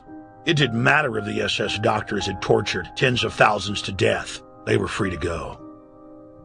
The Angel of Death, Joseph Mengele, and his boss, Ottmar von Verscher, were not prosecuted, and von Verscher even continued his work in Germany after the war. Eugenicists were angry that their great work had been exposed. They then scrambled to camouflage their agenda. Eugenics Quarterly became Social Biology. The American Birth Control League became Planned Parenthood. New terms like transhumanism, population control, sustainability, conservation, and environmentalism replaced racial hygiene and social Darwinism. Many eugenicists of the previous period engaged in what they called crypto-eugenics. Purposefully taking their eugenics beliefs underground, they became highly respected anthropologists, biologists, and geneticists in the post-war world.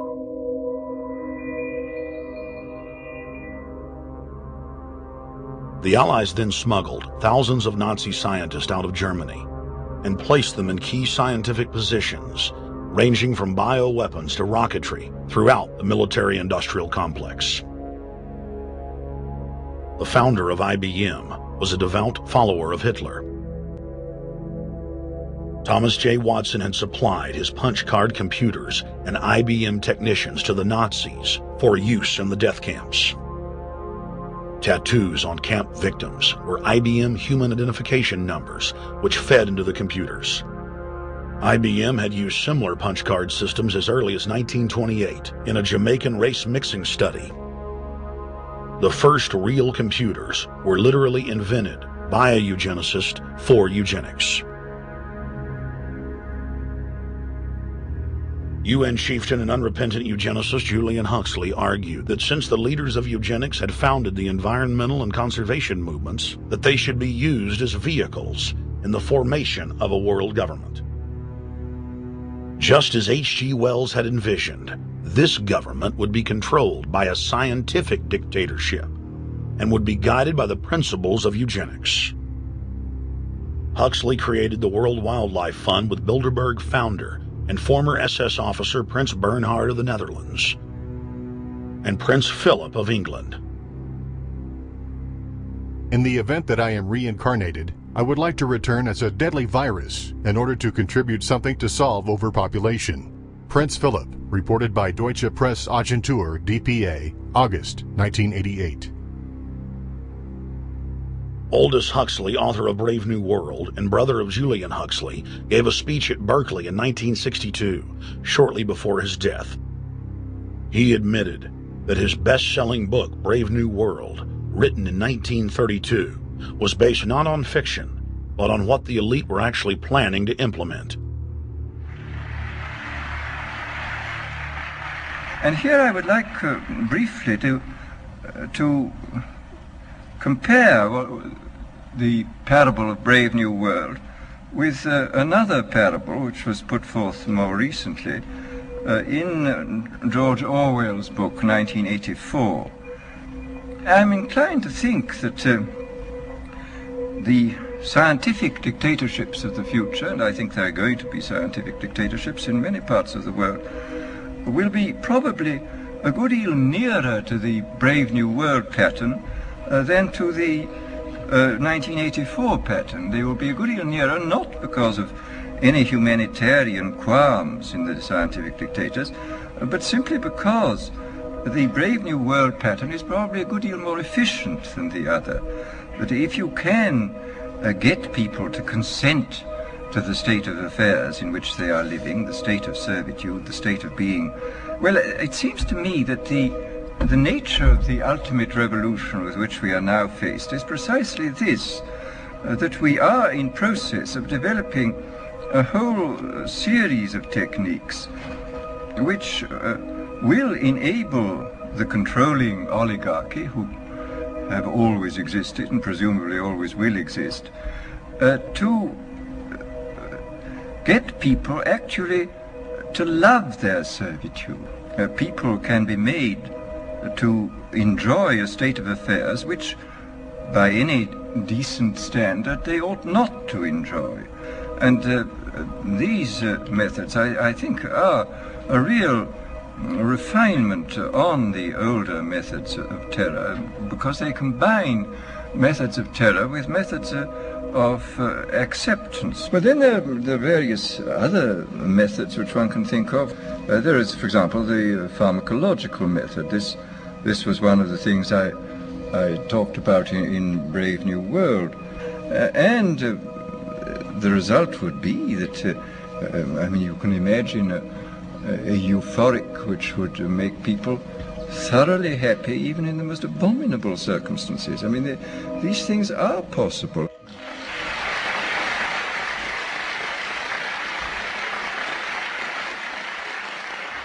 The elite have left a massive wave of destruction behind them as they cold-bloodedly experiment on civilian populations as if we are lab rats. A string of congressional investigations has uncovered more than 20,000 secret tests that were carried out against the American people between 1910 and 2000. One well-known eugenics study, the Tuskegee Syphilis Project, killed hundreds of blacks and spanned 40 years until whistleblowers exposed it in 1972. From 1943 until present, the British have tested lethal nerve gas on their own personnel, on land, air, and sea. Many died instantly. Still others died grueling deaths over several years. The federal government commissioned secret radiation experiments on thousands of non-consenting patients. Hundreds of hospitals in the U.S. injected healthy men, women, and children with uranium and plutonium at dosage levels ranging from non-therapeutic to lethal, killing many of the test subjects. Pregnant wives of GIs were given vitamins by base doctors that actually consisted of highly radioactive uranium-239 and plutonium-241, resulting in violent miscarriages and the death of the mothers.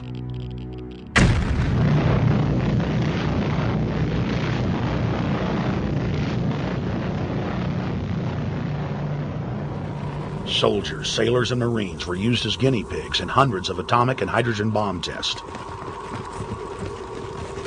Patriotic Americans were radiated side by side with lab animals.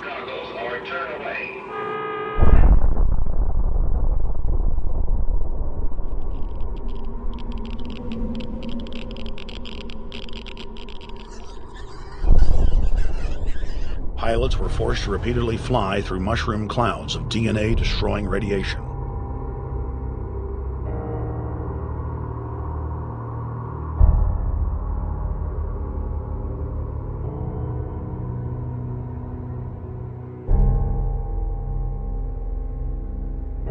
From 1951 to 1961, the U.S. Army paid Israel's health ministry 3 million lira to conduct radiation testing on Sephardic children that immigrated to Israel. The government-run public schools would tell the children that they were going to get a medical checkup and that they were receiving an X-ray.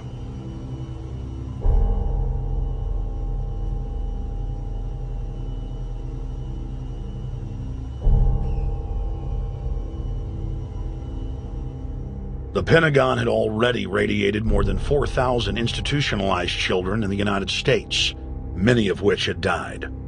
More than 110,000 of the darker-skinned Jews were given 35,000 times the maximum dose of X-rays to the head repeatedly. Many of the children died within months. All of them lost their hair. Some still live today and endure excruciating health problems. The covert testing of chemical, biological, and radiological agents on unsuspecting populations continues worldwide today.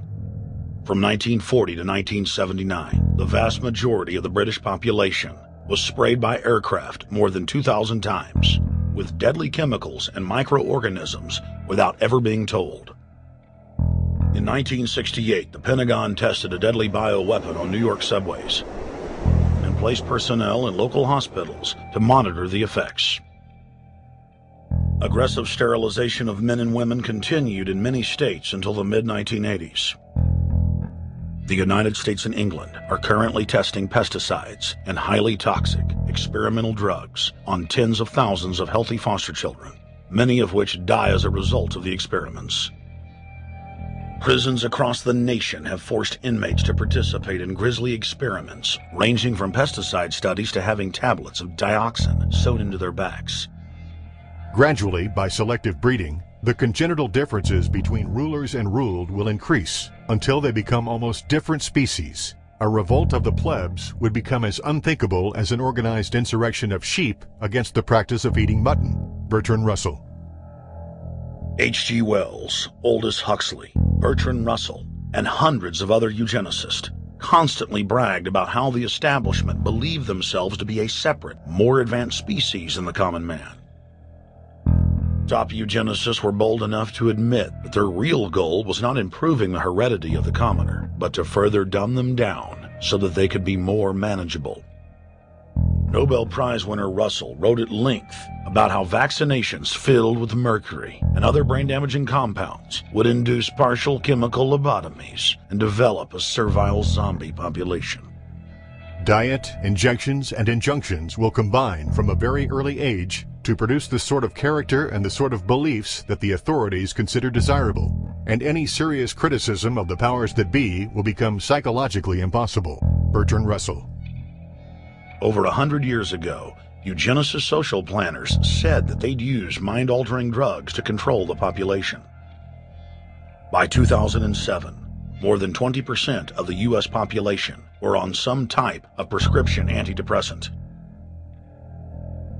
But in the case of foster children, a sector where the state has total control, at least 2/3 are forced to take a cocktail made up of, on average, 7 psychotropic drugs.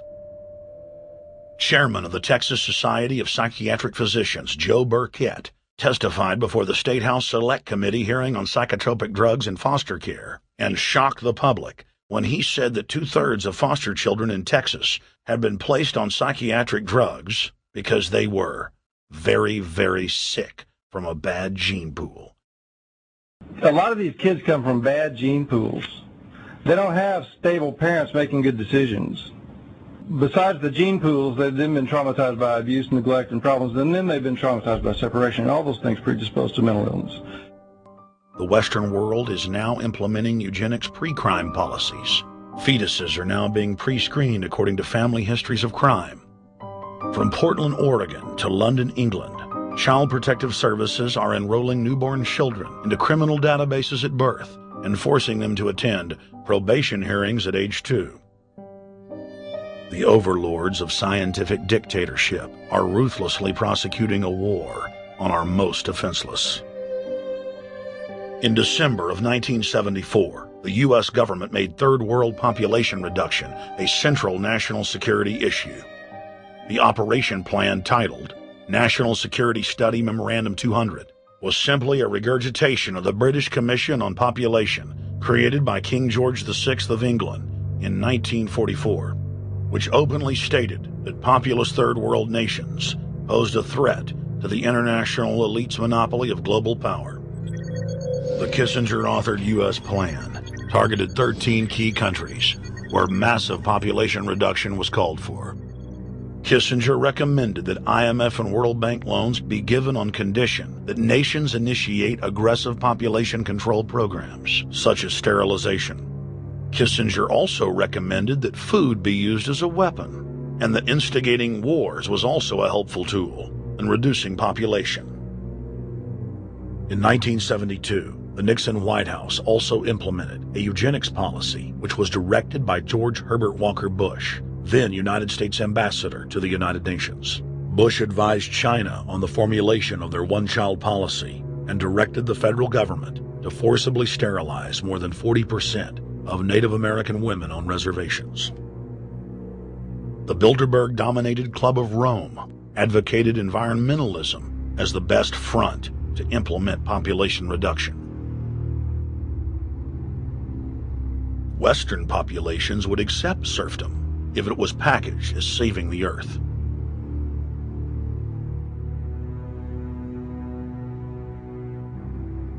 Industrialization of Africa, Asia, and Latin America could be blocked. Citizens would more willingly give up their national sovereignty if it were sold as a way to help the planet. The think tank also concocted the peak oil fraud as a way to create artificial scarcity. And the Club of Rome has been aggressively pushing a global carbon tax as a way to fund their planetary government.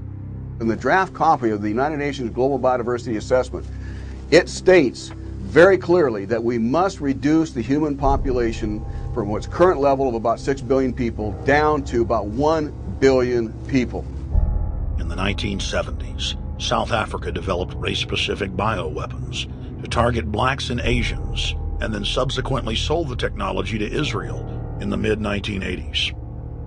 In September of 2000, the Project for a New American Century published a document in which Dick Cheney described race-specific bioweapons as politically useful tools. And somebody mentioned, well, why would they want to reduce the human population when that means less money for them? Most people have no idea. They're not after money. They have all the money they need. They're after power. That's their aphrodisiac. The overlords of the New World Order are now aggressively pushing for a worldwide one-child policy. The Chinese one-child policy was phased in gradually. In the 60s, when it began, you only had to pay a tax penalty. Only later did they imprison you if you had more than one child. Now the exact same proposals to penalize couples who have more than one child are being made in the United States, England, and Europe. In the push to reduce global warming, children, according to some, are the new culprits. A think tank in the UK says too many kids are what's making the planet worse, saying large families, anything over 2 children really, should be frowned upon as an environmental no-no, akin to not reusing your plastic bags, driving one of those big gas-guzzling cars, taking long trips overseas. The UK, in fact, has negative growth. I think Canada does too. That still, families in our rich countries shouldn't have more than 2 kids. In 1998, Ted Turner pledged to give more than $1 billion to the United Nations to be spent in the implementation of population reduction policies planet-wide.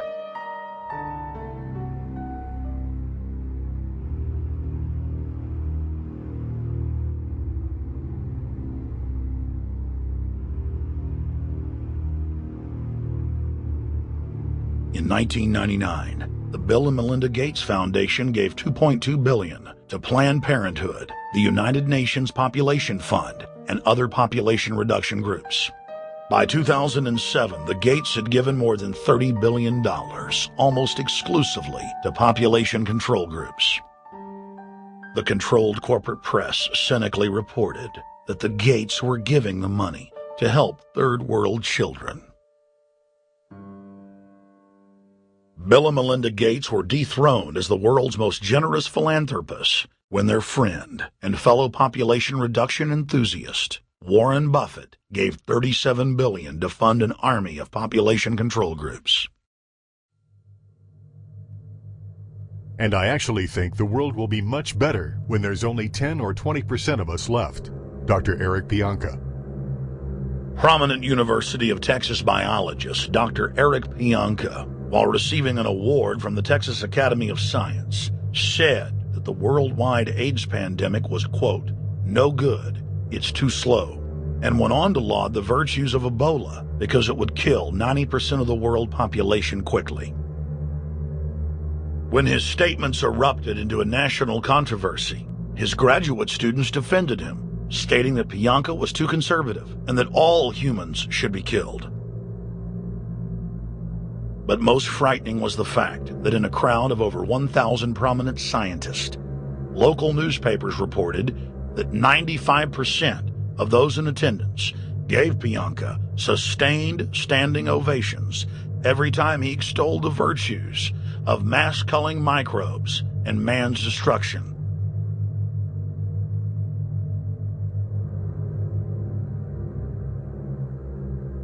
China was able to turn the corner and become the leading world superpower because they have a police state and they are able to force people to stop reproducing. Dr. Eric R. Pianka. The eugenics movement has now shaken off much of its Nazi baggage and is using people's legitimate concern about the environment as a cloak to conceal their real agenda. Everyone wants to breathe clean air and have good water. But the controllers of the environmental movement have done nothing but co-opt people's concerns and parlay it into support for global policies that further destabilize the third world and create untold misery. Phony environmental and conservation groups are now the biggest private landowners in the world. They lobby government to take property away from local populations, only to develop it themselves later. When the U.S. military dumps millions of gallons of nerve gas on the east coast of the U.S., they don't say a word. Thousands of companies are creating transgenetic cross-species hybrids, splicing plants, animals, and insects, and releasing the new organisms into the global biosphere, vandalizing the very genetic code of the planet. And large environmental organizations do nothing. The corporate elite of the planet intensified their push for a global taxation system with a year-long build-up to the Live Earth hysteria held on July 7th, 2007 on 7 continents. World leaders announced that saving the Earth was the new organizing principle for humanity and hailed it as the planet's new religion. They claimed that CO2, which plants breathe, was killing the Earth, and that we must reduce the number of children we have to curtail our carbon footprint. Countries across the world marked the day by passing new carbon tax schemes and raising taxes on gasoline, natural gas, and electricity. It is a scientific fact that the sun is the main driver of planetary climate, and the measurements are clear. The sun is becoming hotter, brighter. It has been slowly increasing thermal output in the last 100 years, causing warming not just on Earth, but throughout the solar system. But the scientific facts and even the order of the planets didn't matter to one of the chief organizers of Live Earth, David Mayer de Rothschild, heir to the British arm of the Rothschild fortune, when we spoke to him. When I called Rothschild on the order of the planets, he just laughed, thinking the audience wouldn't get it. He continued to count on the population's ignorance and claimed that the global warming lobby has nothing to do with carbon taxes. I guess he hadn't spoken with his good personal friend, Al Gore. Global warming, the time for debate is over. I think what you have to realize is that being environmentally sensitive and making money aren't mutually exclusive. There's a lot of money to be made in addressing this issue. But you guys are gobbling up all the world's concern to just simply line your pockets and make kids read your book in schools and do all this. It's a business, just like you said, Rothschild. It's not. Do you think I make any money out of this? It's the same thing. It's the same thing your your money-changing ancestors did. They're in Germany, Red Shield, and I'm calling you out, Red Shield. We know it's a scam. A pollution-based tax system, principally CO2. We're causing it mainly, vast majority of it. The consequences are bad and will be catastrophic unless we act. The polar ice caps of Mars are receding at several miles a year, much faster than ours, and that the moons of Saturn and Jupiter are melting. In fact, several of their moons were ice and are now liquid seas. Now, how are SUVs causing that, David Rothschild? That's because those planets are closer to the sun, my friend. No, Jupiter and Saturn are not closer to the sun. Neither is Mars. Yes, sir. I think you'll find, right, that the very simple matter, and what I wanted to say, and this is my final point, forget your taxation theory, because actually it's not taxation.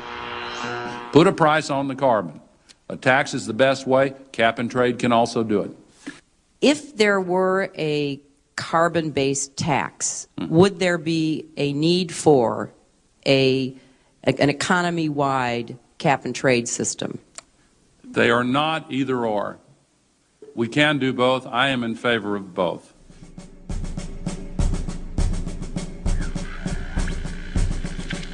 The architects of the New World Order are in a race to complete the structure of world government so they can suppress the independent development of technologies that threaten their monopoly of power, while at the same time steering new developments in the direction the architects chart for humanity.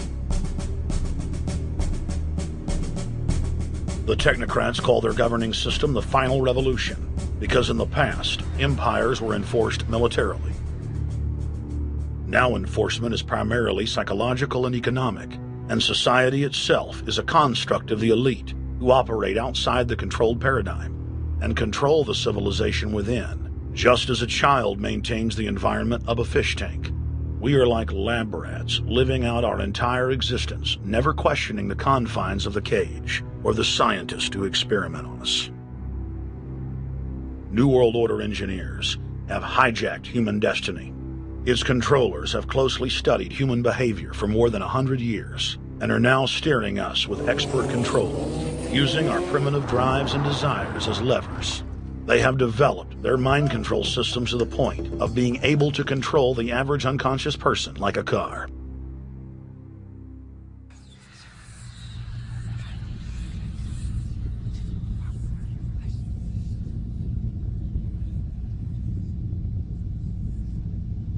Eugenics dominated the 20th century.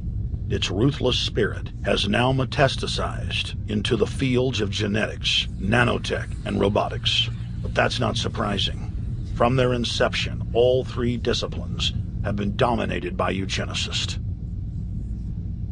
The billionaire founder of Sun Microsystems, Bill Joy, courageously went public in 2000 to warn of a cancerous consensus among the technocratic elite that at best humanity would be completely enslaved by the year 2030, and at worst, mass extermination of everyone but the elite would take place. A who's who of the techno-elite are members of what is known as the transhumanist or post-humanist movement. Many of its adherents see only the beneficial aspects of technology's exponential rise, like bringing sight to the blind, sound to the deaf, and longer life for all. But what many of them don't know is that master eugenicist Julian Huxley founded transhumanism, and that society's controllers openly admit that the new system is designed to progress into absolute tyranny.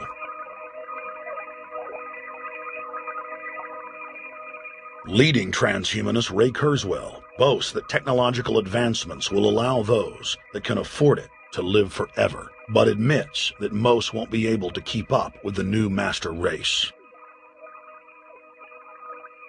The drive for world government is now all about who will control and have access to radical life extension systems. Biological evolution is too slow for the human species. Over the next few decades, it's going to be left in the dust.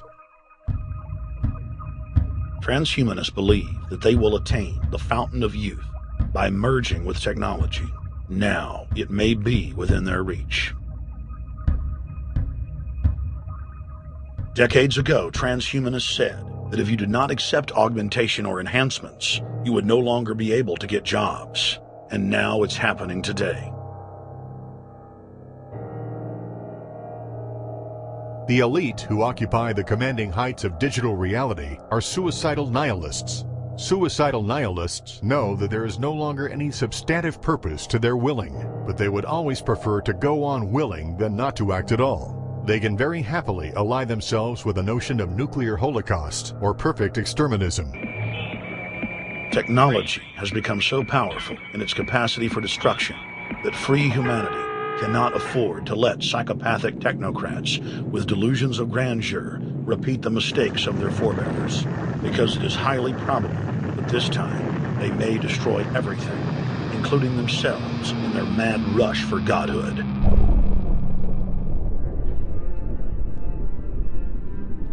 In this film, we have chronicled the Overlord's bloody orgy of experimentation, which already claimed the lives of more than 150 million people in the 20th century.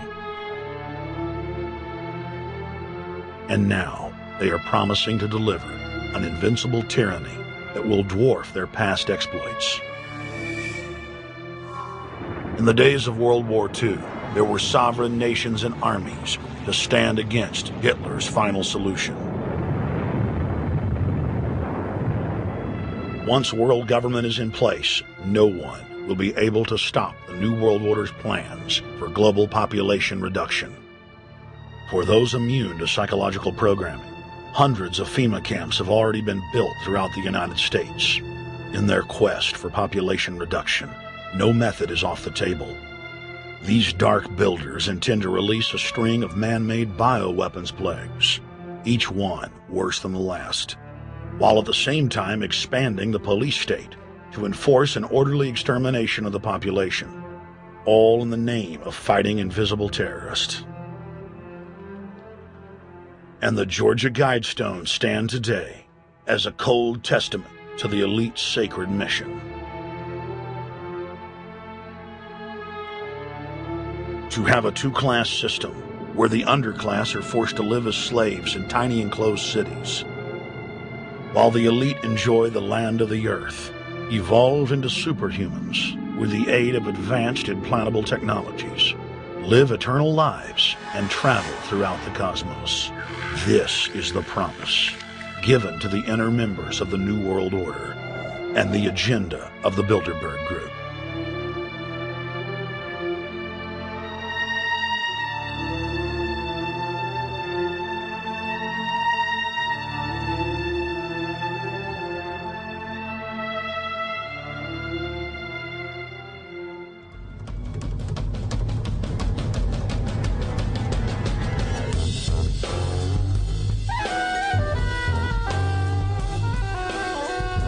In 2007, Jim Tucker continued his 30-year quest to expose the globalist by traveling to Istanbul, Turkey, the site of Bilderberg, 2007.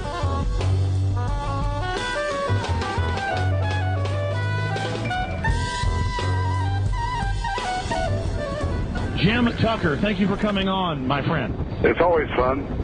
Jim, tell us what you saw today when you were out at the Ritz Hotel. We were at the Ritz-Carlton.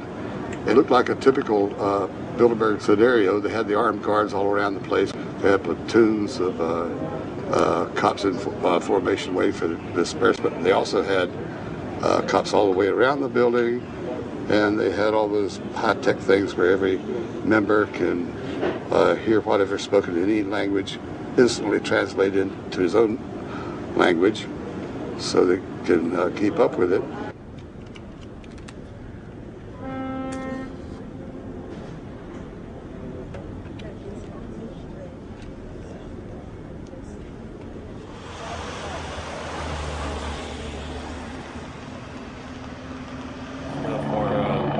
Spotlight did. I'm doing the same thing for American Free Press.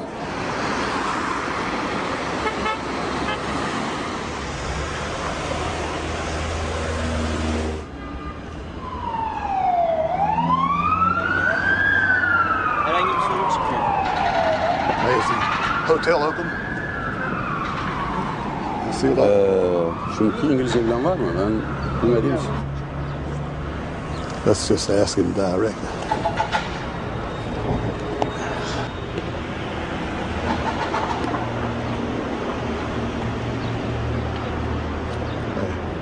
Is Bilderberg meeting here this weekend?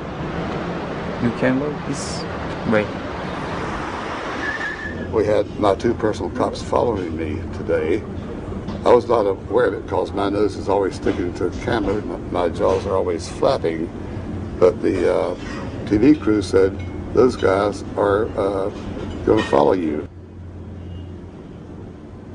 And their car followed us out to the hotel.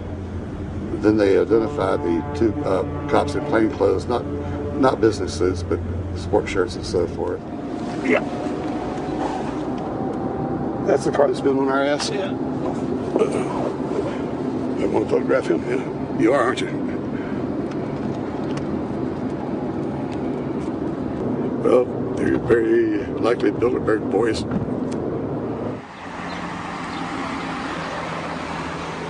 John Elkin, owner of Fiat and a fellow Bilderberger, thought that they could take a stroll off the grounds without being noticed by the commoners.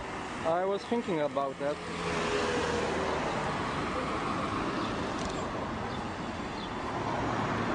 This Bilderberg attendee sneered at our camera.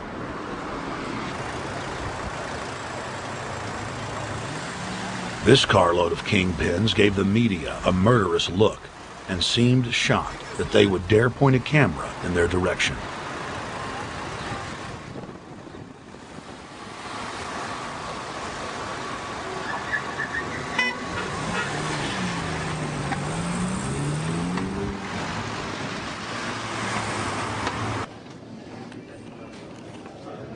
In 2007, the Bilderberg Group received the heaviest global coverage in its history.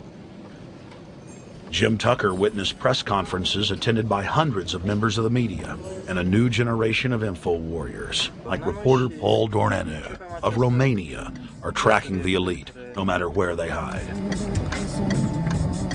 Expunem acest grup Bilderberg. Now, Jim, my governor, Rick Perry, it's in the front of the Dallas Morning News. The headline reads, Texas Governor Rick Perry to attend Bilderberg. What does it mean to have the governor of Texas in the Dallas Morning News just admitting he's going to Bilderberg Group?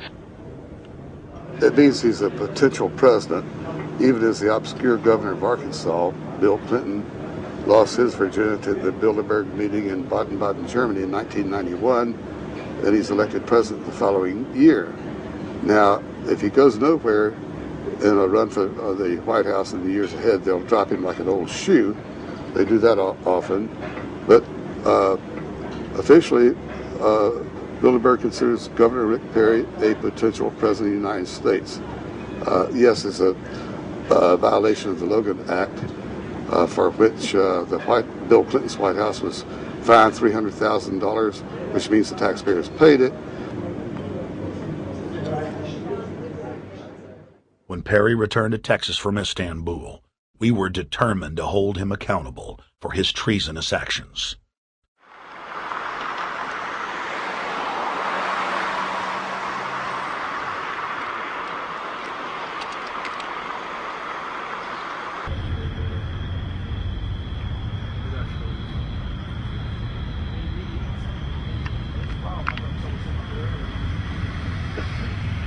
We don't want our roads, our water, our power plants, our entire infrastructure turned over to the New World Order. And we tell you now the people are rising up and learning what you're doing, and they're angry. And they're tired of it. Stop enslaving us. Stop setting up tyranny. Stop going along with the New World Order plan if you've got any soul left, Rick Perry. The First Amendment still exists, Perry, and we're back here again tonight telling you we're not going to put up with it. Long live the Republic!